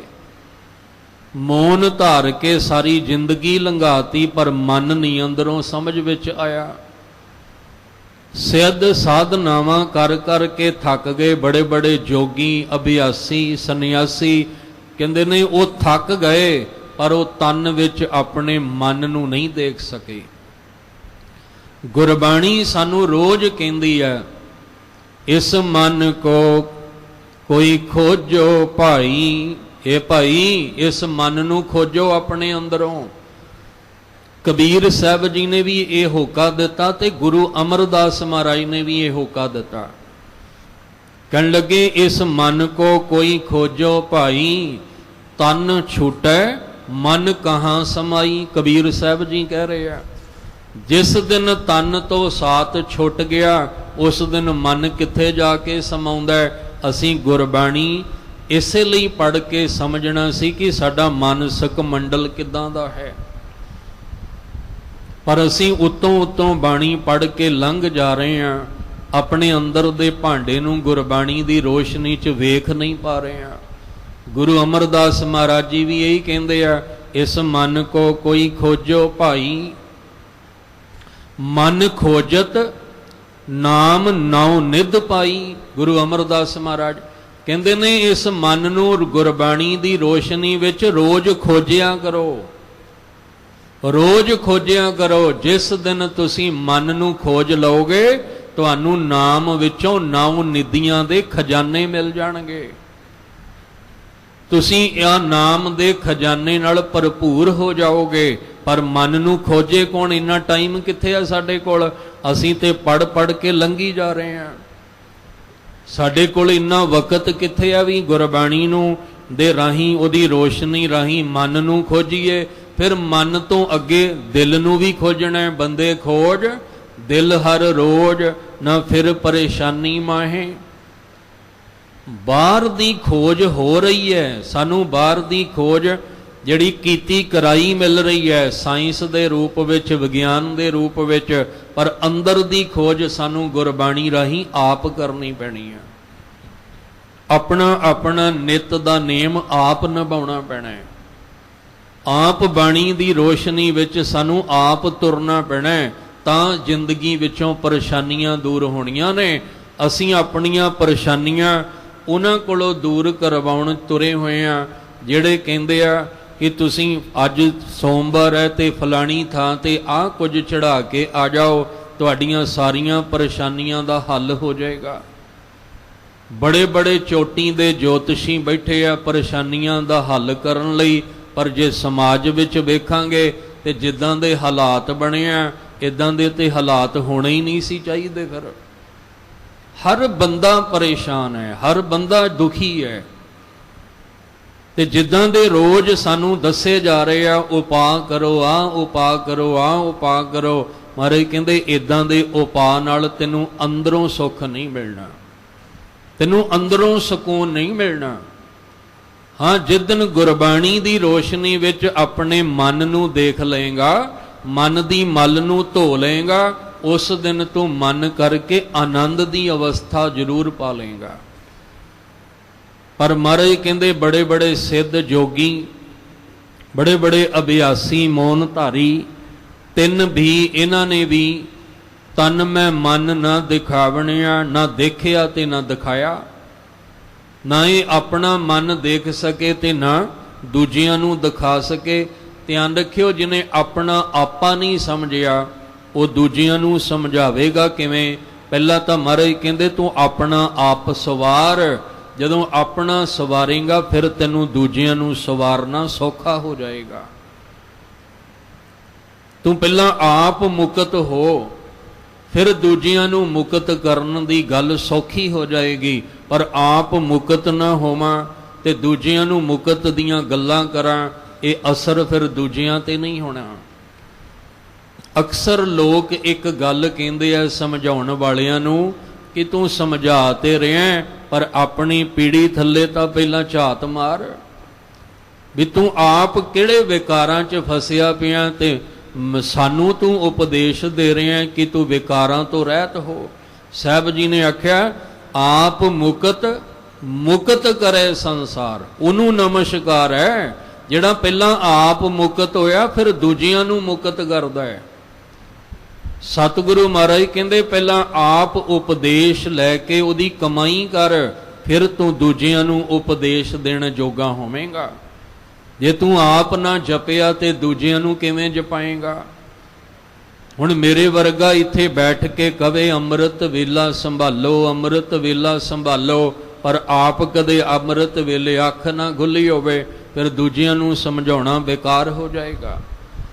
ਨਿਤ ਦਾ ਨੇਮ ਨਿਭਾਇਆ ਕਰੋ, ਅੰਮ੍ਰਿਤ ਬਾਣੀ ਦਾ ਅਭਿਆਸ ਕਰਿਆ ਕਰੋ, ਪਰ ਜੇ ਆਪ ਨਾ ਕੀਤਾ ਅਵਰ ਉਪਦੇਸੈ ਆਪ ਨਾ ਕਰੇ। ਮਹਾਰਾਜ ਕਹਿੰਦੇ ਫਿਰ ਧਿਆਨ ਰੱਖੀ, ਤੈਨੂੰ ਦੁਨੀਆ ਭਾਵੇਂ ਮਹਾਨ ਕਹਿੰਦੀ ਹੋਏਗੀ, ਦੁਨੀਆ ਤੈਨੂੰ ਭਾਵੇਂ ਵਿਦਵਾਨ ਕਹਿੰਦੀ ਹੋਏਗੀ, ਪਰ ਇੱਕ ਗੱਲ ਤੇਰੇ ਤੇ ਵੀ ਲਾਗੂ ਹੋਣੀ ਹੈ, ਅਵਰ ਉਪਦੇਸੈ ਆਪ ਨਾ ਕਰੇ, ਆਵਤ ਜਾਵਤ ਜਨਮੈ ਮਰੈ। ਇਸ ਲਈ ਸਾਹਿਬ ਜੀ ਕਹਿੰਦੇ ਬੜੇ ਬੜੇ ਬਾਹਰੋਂ ਤਨ ਕਰਕੇ ਮੌਨ ਧਾਰਨ ਵਾਲੇ, ਸਮਾਧੀਆਂ ਲਾਉਣ ਵਾਲੇ ਵੀ ਆਪਣੇ ਮਨ ਨੂੰ ਨਹੀਂ ਦੇਖ ਸਕੇ ਤੇ ਨਾ ਦੂਜਿਆਂ ਨੂੰ ਸਮਝਾ ਸਕੇ। ਇਸ ਤਨ ਮਹਿ ਮਨ ਕੋ ਗੁਰਮੁਖ ਦੇਖੈ। ਜੇ ਕਿਸੇ ਨੇ ਇਸ ਤਨ ਦੇ ਅੰਦਰ ਮਨ ਨੂੰ, ਮਨ ਦੀ ਹਾਲਤ ਨੂੰ ਦੇਖਿਆ ਹੈ, ਉਹ ਹੈ ਗੁਰੂ ਦੇ ਸਨਮੁਖ ਹੋਣ ਵਾਲਾ। ਗੁਰੂ ਦੇ ਦੁਆਰਾ ਉਹਦੇ ਅੰਦਰ ਫਿਰ ਭਾਏ ਭਗਤ ਪ੍ਰੇਮੀ ਹੋ ਸਕਦੇ। ਜਾਣਾ ਹੀ ਪਏਗਾ, ਇਲਾਜ ਕਰਾਉਣ ਲਈ, ਆਪਰੇਸ਼ਨ ਕਰਾਉਣ ਲਈ ਜਾਣਾ ਹੀ ਪਏਗਾ। ਕੁਝ ਨਹੀਂ ਜਿਹੜੇ ਘਰ ਬੈਠ ਕੇ ਹੋ ਸਕਦੇ ਆ, ਪਰ ਜਿਹੜੀ ਬਿਮਾਰੀਆਂ ਸਾਨੂੰ ਲੱਗੀਆਂ ਨੇ, ਕਾਮ ਕ੍ਰੋਧ ਲੋਭ ਮੋਹ ਹੰਕਾਰ ਦੀਆਂ, ਇਹ ਬਿਮਾਰੀਆਂ ਗੁਰਦੁਆਰਾ ਸਾਹਿਬ ਸਤ ਸੰਗਤ ਦੇ ਵਿੱਚ ਆਉਣ ਤੋਂ ਬਿਨਾਂ ਇਹ ਬਿਮਾਰੀਆਂ ਨਹੀਂ ਨਿਕਲਣੀਆਂ। ਇਹ ਆਉਣਾ ਪਏਗਾ ਸਾਨੂੰ। ਇਸ ਲਈ ਮਹਾਰਾਜ ਜੀ ਕਹਿੰਦੇ ਆ ਵੀ ਜਿਨੇ ਗੁਰੂ ਦੇ ਸਨਮੁਖ ਹੋ ਕੇ, ਗੁਰੂ ਦੇ ਸਨਮੁਖ ਦਾ ਮਤਲਬ ਸੀ ਮਨ ਵਿੱਚ ਸਤਿਗੁਰ ਕੇ ਪਾਸ, ਤਿਸ ਸੇਵਕ ਕੈ ਕਾਰਜ ਰਾਸ, ਸੇਵਾ ਕਰਤ ਹੋਏ ਨਿਹਕਾਮੀ, ਤਿਸ ਕੋ ਹੋਤ ਪ੍ਰਾਪਤ ਸੁਆਮੀ। ਜਿਨੇ ਮਨ ਗੁਰੂ ਸਾਹਿਬ ਨੂੰ ਸਮਰਪਣ ਰੱਖਿਆ, ਮਹਾਰਾਜ ਨੇ ਦਿਖਾਇਆ ਵੀ ਆਹ ਹੈ ਤੇਰਾ ਕਰੈਕਟਰ, ਆਹ ਹੈ ਤੇਰਾ ਆਚਰਣ, ਆਹ ਹੈ ਤੇਰੇ ਮਨ ਦੀ ਹਾਲਤ। ਇੰਨੀ ਗੰਦਗੀ ਤੇਰੇ ਅੰਦਰ ਭਰੀ ਪਈ ਹੈ, ਤੂੰ ਬਾਹਰੋਂ ਸੋਹਣਾ ਸੁਨੱਖਾ ਬਣ ਕੇ ਤੇ ਆ ਰਿਹਾ ਹੈ, ਪਰ ਅੰਦਰ ਅੰਦਰ ਤੇਰੇ ਰੂਪ ਕਰੂਪ ਹੋਇਆ ਪਿਆ ਹੈ।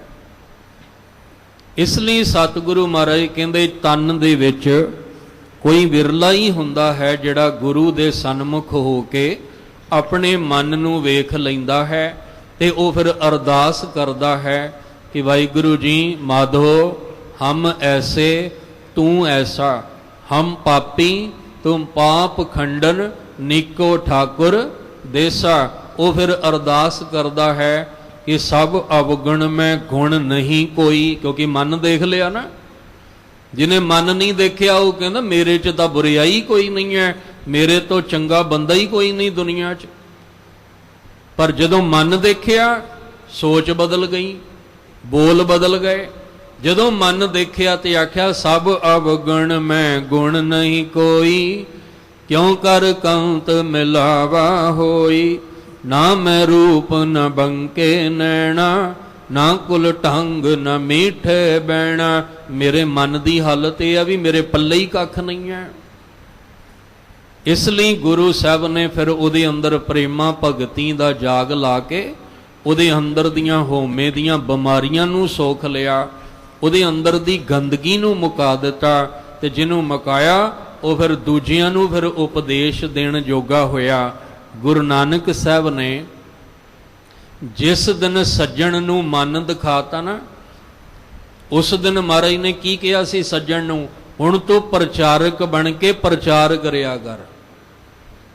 ਜਦੋਂ ਤੱਕ ਮਨ ਨਹੀਂ ਸੀ ਵੇਖਿਆ ਉਦੋਂ ਤੱਕ ਉਹਦੇ ਕਰਮ, ਉਹਦੀ ਸੋਚ ਹੋਰ ਸੀ। ਜਦੋਂ ਸੱਜਣ ਨੂੰ ਬਿਠਾ ਕੇ ਸਾਹਮਣੇ ਆਖਿਆ ਆ ਮੈਂ ਤੈਨੂੰ ਤੇਰਾ ਮਨ ਦਿਖਾਵਾਂ, ਤੇਰਾ ਮਨ ਕੀ ਕਹਿੰਦਾ ਹੈ, ਜਦੋਂ ਦਿਖਾਇਆ ਤੇ ਚਰਨਾਂ 'ਚ ਢਹਿ ਪਿਆ। ਜਦੋਂ ਚਰਨਾਂ 'ਚ ਢਹਿ ਗਿਆ ਤੇ ਮਹਾਰਾਜ ਕਹਿੰਦੇ ਅੱਜ ਤੋਂ ਬਾਅਦ ਤੂੰ ਦੂਜਿਆਂ ਨੂੰ ਪ੍ਰਚਾਰ ਕਰਕੇ ਮਨ ਦਿਖਾਉਣਾ ਹੈ। ਕੌਡਾ ਜਿਹਦਾ ਨਾਮ, ਜਿਹਨੂੰ ਰਾਖਸ਼ ਉਹਦੇ ਨਾਮ ਨਾਲ ਜੋੜਿਆ, ਰਾਖਸ਼ ਤਾਂ ਉਹਦੀ ਬਿਰਤੀ ਸੀ ਮਨ ਦੀ। ਨਾਮ ਉਹਦਾ ਕੌਡਾ ਹੈ ਪਰ ਉਹਦੀ ਬਿਰਤੀ ਰਾਖਸ਼ ਵਾਲੀ ਸੀ। ਮਹਾਰਾਜ ਨੇ ਆਖਿਆ, ਭਾਈ ਕੌਡਿਆ ਆ ਬੈਠ ਸਾਹਮਣੇ, ਤੇਰਾ ਮਨ ਦਿਖਾਵਾਂ, ਤੂੰ ਮਨ ਕਰਕੇ ਰਾਖਸ਼ ਬਣ ਬੈਠਾ ਹੈ। ਤੇ ਜਦੋਂ ਮਹਾਰਾਜ ਨੇ ਦਿਖਾਇਆ ਤੇ ਚਰਨਾਂ 'ਚ ਢਹਿ ਪਿਆ। ਜਦੋਂ ਚਰਨਾਂ 'ਚ ਢਹਿ ਗਿਆ, ਮਹਾਰਾਜ ਕਹਿੰਦੇ, ਭਾਈ ਕੌਡਿਆ ਹੁਣ ਤੈਨੂੰ ਕੋਈ ਰਾਖਸ਼ ਨਹੀਂ ਕਹੇਗਾ, ਤੂੰ ਹੁਣ ਦੂਜਿਆਂ ਨੂੰ ਪ੍ਰਚਾਰ ਕਰਕੇ ਸਮਝਾਇਆ ਕਰ। ਗੁਰੂ ਅਮਰਦਾਸ ਮਹਾਰਾਜ ਵੇਲੇ 22 ਪ੍ਰਚਾਰਕ, ਜਿਹਨੂੰ ਮਸੰਦ ਆਪਾਂ ਕਹਿੰਦੇ ਆ, ਉਹ ਇਸੇ ਲਈ ਥਾਪੇ ਸਨ ਕਿ ਜੋ ਤੁਸੀਂ ਸਿੱਖਿਆ ਲਈ ਹੈ ਉਹ ਹੁਣ ਦੂਜਿਆਂ ਨੂੰ ਤੁਸੀਂ ਸਿੱਖਿਆ ਦੇਣੀ ਹੈ। ਦੂਜਿਆਂ ਨੂੰ ਤੁਸੀਂ ਹੁਣ ਉਹ ਉਪਦੇਸ਼ ਦੇਣਾ ਜਿਹੜਾ ਉਪਦੇਸ਼ ਤੁਸੀਂ ਆਪ ਕਮਾਇਆ ਹੈ। ਇਸ ਲਈ ਮਹਾਰਾਜ ਕਹਿੰਦੇ ਫਿਰ ਉਹ ਦੂਜਿਆਂ ਨੂੰ ਵੀ ਸਮਝਾਉਣ ਜੋਗਾ ਹੋ ਜਾਂਦਾ ਹੈ। ਪਰ ਜਿਹਨੇ ਆਪਣੇ ਤਨ ਵਿੱਚ ਮਨ ਨੂੰ ਦੇਖਿਆ ਹੀ ਨਹੀਂ ਹੈ, ਉਹ ਦੂਜਿਆਂ ਨੂੰ ਕੀ ਦਿਖਾਵੇਗਾ। ਆਪ ਕਰਾਏ ਕਰਤਾ ਸੋਈ, ਹੋਰ ਕੇ ਕਰੇ ਕੀਤੈ ਕਿਆ ਹੋਈ। ਨਾਨਕ ਜਿਸ ਨਾਮ ਦੇਵੈ ਸੋ ਲੇਵੈ, ਨਾਮ ਮਨ ਵਸਾਵਣਿਆ। ਜਿਸ ਨੂੰ ਤਨ ਵਿੱਚ ਆਪਣਾ ਮਨ ਦਿਸ ਪਿਆ, ਗੁਰੂ ਸਾਹਿਬ ਜੀ ਦੇ ਗਿਆਨ ਰਾਹੀਂ ਉਹਨੇ ਆਪਣੇ ਮਨ ਨੂੰ ਉਜਲ ਕਰ ਲਿਆ। ਨਾਮ ਨੂੰ ਧਿਆ ਕੇ, ਜਿਨੀ ਨਾਮ ਧਿਆਇਆ ਗਏ ਮਸ਼ੱਕਤ ਘਾਲ, ਨਾਨਕ ਤੇ ਮੁਖ ਉਜਲੇ। ਤੇ ਮੈਨੇ ਉਹ ਉਹਨਾਂ ਦੇ ਤੇ ਮੁਖ ਉਜਲੇ, ਕੀਤੀ ਛੁੱਟੀ ਨਾਲ ਮੁਖ ਉਜਲੇ ਮਨ ਕਰਕੇ। ਉਹਨਾਂ ਦੇ ਮਨ ਦੇ ਮੁਖ ਉਜਲ ਹੋ ਗਏ ਤੇ ਸਾਰੇ ਕੂੜ ਵਿਕਾਰਾਂ ਤੋਂ ਛੁਟਕਾਰਾ ਹੋ ਗਿਆ। ਹੁਣ ਉਹਨੂੰ ਜਦੋਂ ਇਹ ਅਵਸਥਾ ਉੱਤਮ ਪਦਵੀ ਮਿਲ ਗਈ ਨਾ, ਉਹਨੂੰ ਹੁਣ ਸੰਸਾਰ ਨਹੀਂ, ਉਹਨੂੰ ਹੁਣ ਨਿਰੰਕਾਰ ਦਿਸਦਾ ਹੈ। ਉਹਨੂੰ ਹੁਣ ਬਾਹਰ ਨਹੀਂ ਦਿਸਦਾ, ਉਹਨੂੰ ਹੁਣ ਅੰਦਰ ਦਿਸਣ ਲੱਗ ਪਿਆ। ਜਦੋਂ ਅੰਦਰ ਦਿਸਣ ਲੱਗ ਪਿਆ, ਉੱਥੇ ਫਿਰ ਮੈਂ ਨਹੀਂ ਆਉਂਦੀ, ਉੱਥੇ ਫਿਰ ਉਹ ਕਹਿੰਦਾ ਆਪ ਕਰਾਏ ਕਰਤਾ ਸੋਈ। ਉਹ ਪਰਮੇਸ਼ਵਰ ਆਪ ਹੀ ਕਰਨ ਕਰਾਉਣ ਦੀ ਸਮਰੱਥਾ ਦਾ ਮਾਲਕ ਹੈ। ਉਹ ਆਪ ਹੀ ਕਰਨ ਕਾਰਨ ਪ੍ਰਭ ਏਕ ਹੈ, ਦੂਸਰ ਨਾਹੀਂ ਕੋਏ। ਕੋਈ ਦੂਜਾ ਨਹੀਂ ਹੈ। ਉਹ ਆਪ ਹੀ ਕੁਦਰਤ ਨੂੰ ਸਾਜਣ ਵਾਲਾ ਹੈ ਔਰ ਆਪ ਹੀ ਕੁਦਰਤ ਨੂੰ ਸਾਜ ਕੇ ਇਹ ਤਰੈ ਗੁਣੀ ਮਾਇਆ ਦਾ ਜਾਲ ਵਿਛਾਉਣ ਵਾਲਾ ਹੈ। ਔਰ ਆਪ ਹੀ ਇਹ ਗੁਰਬਾਣੀ ਦਾ ਖਜ਼ਾਨਾ, ਇਹ ਗੁਰੂ ਦਾ ਆਸਰਾ ਦੇ ਕੇ ਇਸ ਤਰੈ ਗੁਣੀ ਮਾਇਆ ਦੇ ਜੰਜਾਲ ਚੋਂ ਕੱਢ ਲੈਣ ਵਾਲਾ ਵੀ ਉਹ ਆਪ ਹੈ। ਇਹ ਕਿਹਨੂੰ ਸਮਝ ਆਈ? ਜਿਹਨੇ ਤਨ ਵਿੱਚ ਆਪਣੇ ਮਨ ਨੂੰ ਵੇਖ ਕੇ ਉਜਲ ਕਰਕੇ ਉੱਤਮ ਪਦਵੀ ਪਾ ਲਈ। ਹੁਣ ਉੱਤਮ ਪਦਵੀ ਪਾਈ ਤੇ ਸਾਰੀ ਖੇਡ ਸਮਝ ਵਿੱਚ ਆ ਗਈ। ਆਪ ਜੀ ਸੂਝਵਾਨ ਬੈਠੇ ਹੋ, ਇੱਕ ਘਰ ਦੇ ਅੰਦਰ ਬੈਠ ਕੇ ਵੇਖਣਾ, ਇੱਕ ਘਰ ਦੀ ਛੱਤ ਤੇ ਜਾ ਕੇ ਵੇਖਣਾ, ਦੋਵਾਂ 'ਚ ਵੇਖਣ 'ਚ ਫਰਕ ਹੈ ਨਾ। ਹੁਣ ਘਰ ਦੇ ਅੰਦਰ ਬੈਠ ਕੇ ਵੇਖਾਂਗੇ ਤੇ ਉਨਾ ਕੁਛ ਨਜ਼ਰ ਆਏਗਾ, ਪਰ ਜਦੋਂ ਅਸੀਂ ਕੋਠੇ ਤੇ ਛੱਤ ਤੇ ਚੜ੍ਹ ਕੇ ਵੇਖਾਂਗੇ ਸਾਨੂੰ ਦੂਰ ਦੂਰ ਤੱਕ ਨਜ਼ਰ ਆਏਗਾ। ਜਿੰਨਾ ਚਿਰ ਅਸੀਂ ਤਰੈ ਗੁਣੀ ਮਾਇਆ ਦੇ ਜਾਲ ਵਿੱਚ ਫਸੇ ਹਾਂ, ਸਾਨੂੰ ਸੰਸਾਰ ਹੀ ਨਜ਼ਰ ਆਏਗਾ। ਤੇ ਜਦੋਂ ਅਸੀਂ ਉੱਤਮ ਪਦਵੀ ਤੇ ਚੜ੍ਹ ਕੇ ਬੈਠ ਕੇ ਵੇਖਾਂਗੇ ਤੇ ਸਾਨੂੰ ਸੰਸਾਰ ਨਹੀਂ ਨਿਰੰਕਾਰ ਨਜ਼ਰ ਆਏਗਾ। ਇਹ ਉੱਤਮ ਪਦਵੀ ਤੇ ਬੈਠ ਕੇ ਇਹ ਨਜ਼ਰ ਬਣਨੀ ਹੈ। ਜਾਂ ਜਾਂ ਪੇਖੋ ਤੈਂ ਹਜੂਰ, ਦੂਰ ਕਤਹੁ ਨਾ ਜਾਈ, ਰਵ ਰਹਿਆ ਸਰਬੱਤਰ ਮੈਂ ਮਨ ਸਦਾ ਧਿਆਈ। ਇਹ ਉੱਤਮ ਪਦਵੀ ਤੇ ਬੈਠ ਕੇ ਆ ਨਜ਼ਰੀਏ ਨਾਲ ਵੇਖਿਆ ਜਾਣਾ ਹੈ। ਕਿਸੇ ਨੇ ਬੜਾ ਸੋਹਣਾ ਮੈਸੇਜ ਪਾਇਆ, ਕਹਿੰਦੇ ਬੰਦੇ ਦੀ ਨਜ਼ਰ ਤਾਂ ਬਦਲ ਸਕਦੇ ਹੋ, ਨਜ਼ਰੀਆ ਕਿਵੇਂ ਬਦਲੋਗੇ?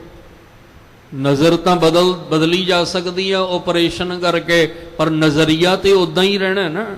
ਅੱਖਾਂ ਬਦਲ ਗਈਆਂ, ਅੱਖਾਂ ਕੱਢ ਕੇ ਕਿਸੇ ਹੋਰ ਦੀਆਂ ਪਾ ਦਿੱਤੀਆਂ, ਹੁਣ ਨਜ਼ਰ ਤਾਂ ਕੰਮ ਕਰਨ ਲੱਗ ਪਈ ਪਰ ਨਜ਼ਰੀਆ ਤੇ ਉਹੀ ਦਾ ਉਹੀ ਰਹਿ ਗਿਆ। ਗੁਰੂ ਗ੍ਰੰਥ ਸਾਹਿਬ ਜੀ ਦੀ ਬਾਣੀ ਨੇ ਨਜ਼ਰ ਨਹੀਂ ਬਦਲਣੀ, ਗੁਰੂ ਗ੍ਰੰਥ ਸਾਹਿਬ ਜੀ ਦੀ ਬਾਣੀ ਨੇ ਨਜ਼ਰੀਆ ਬਦਲਣਾ।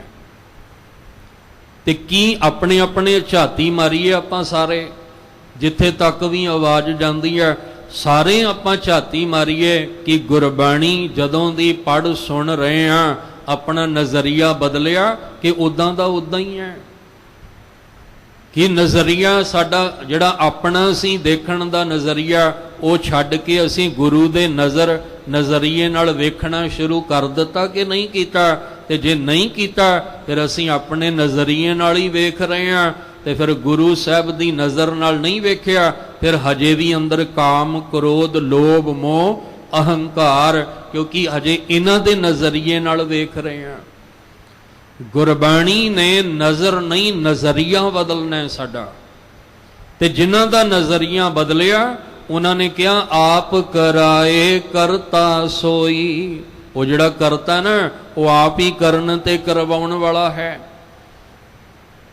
ਹੋਰ ਕਹਿ ਕਰੇ ਕੀਤੈ ਕਿਆ ਹੋਈ। ਹੋਰ ਕੋਈ ਕੁਝ ਕੀ ਕਰ ਸਕਦਾ ਹੈ? ਕਿਸੇ ਦੇ ਕੀਤਿਆਂ ਕੁਛ ਨਹੀਂ ਹੋਣਾ। ਮਾਰੈ ਰਾਖੈ ਏਕੋ ਆਪ ਮਾਨੁਖ ਕੈ ਕਿਛ ਨਹੀਂ ਹਾਥ। ਖਿਨ ਮੈਂ ਥਾਪ ਉਥਾਪਣ ਹਾਰਾ।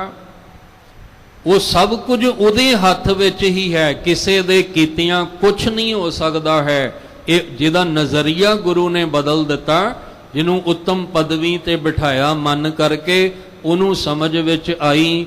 ਫਿਰ ਨਾਨਕ ਗੁਰੂ ਅਮਰਦਾਸ ਮਹਾਰਾਜ ਜੀ ਕਹਿੰਦੇ ਆ ਜਿਸ ਨਾਮ ਦੇਵੈ ਸੋ ਲੇਵੈ। ਜਿਹਦਾ ਨਜ਼ਰੀਆ ਬਦਲ ਗਿਆ ਉਹਨੇ ਆਖਿਆ ਵੀ ਉਹ ਆਪ ਹੀ ਮਾਲਕ ਹੈ। ਤੁਰ ਉੱਠ ਕੇ ਜਿਨ੍ਹਾਂ ਨੂੰ ਨਾਮ ਦੀ ਦਾਤ ਬਖਸ਼ਦਾ ਹੈ ਉਹੀ ਫਿਰ ਮਨ ਕਰਕੇ ਨਾਮ ਦੀ ਦਾਤ ਲੈਂਦੇ ਨੇ। ਨਾਮੋ ਮਨ ਵਸਾਵਣਿਆ। ਫਿਰ ਇਹ ਨਾਮ ਉਹਨਾਂ ਦੇ ਮਨ ਵਿੱਚ ਜਾ ਕੇ ਵਸ ਜਾਂਦਾ ਹੈ। ਮਨ ਦੇ ਨੰਨੇ ਨੂੰ ਸਿਆਰੀ ਉਹਨਾਂ ਦੇ ਮਨ ਵਿੱਚ ਵਸ ਜਾਂਦਾ ਹੈ। ਹਜੇ ਤਾਂ ਇਹ ਨਾਮ ਸਾਡੇ ਮਨ ਨੂੰ ਟੱਚ ਵੀ ਨਹੀਂ ਕੀਤਾ।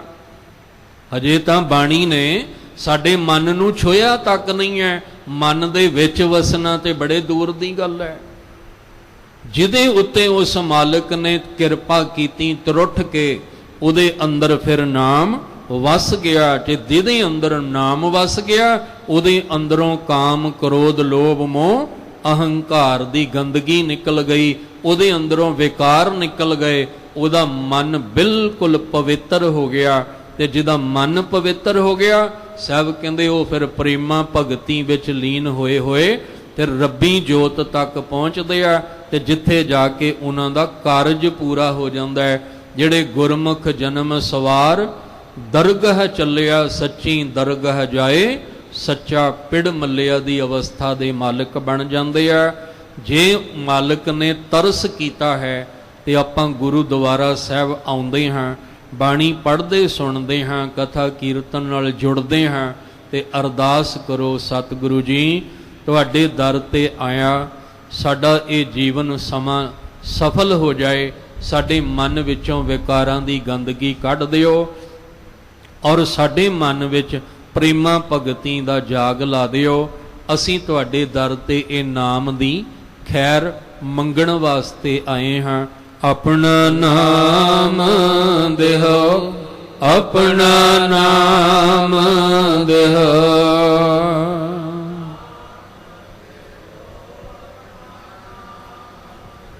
ਵਿਸਰ ਨਾਹੀ ਦਾਤਾਰ ਵਿਸਰ ਨਾਹੀ ਦਾਤਾਰ।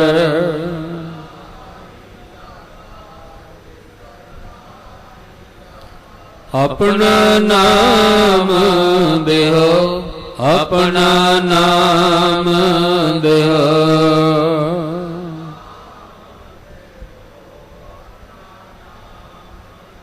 ਗੁਣ ਗਾਵਾਂ ਦਿਨ ਰਾਤ ਗੁਣ ਗਾਵਾਂ ਦਿਨ ਰਾਤ।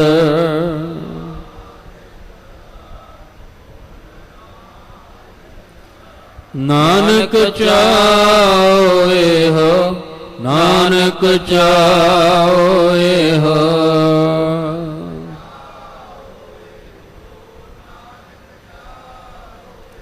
ਆਪਣਾ ਨਾਮ ਦੇਹੋ ਆਪਣਾ ਨਾਮ ਦੇਹੋ।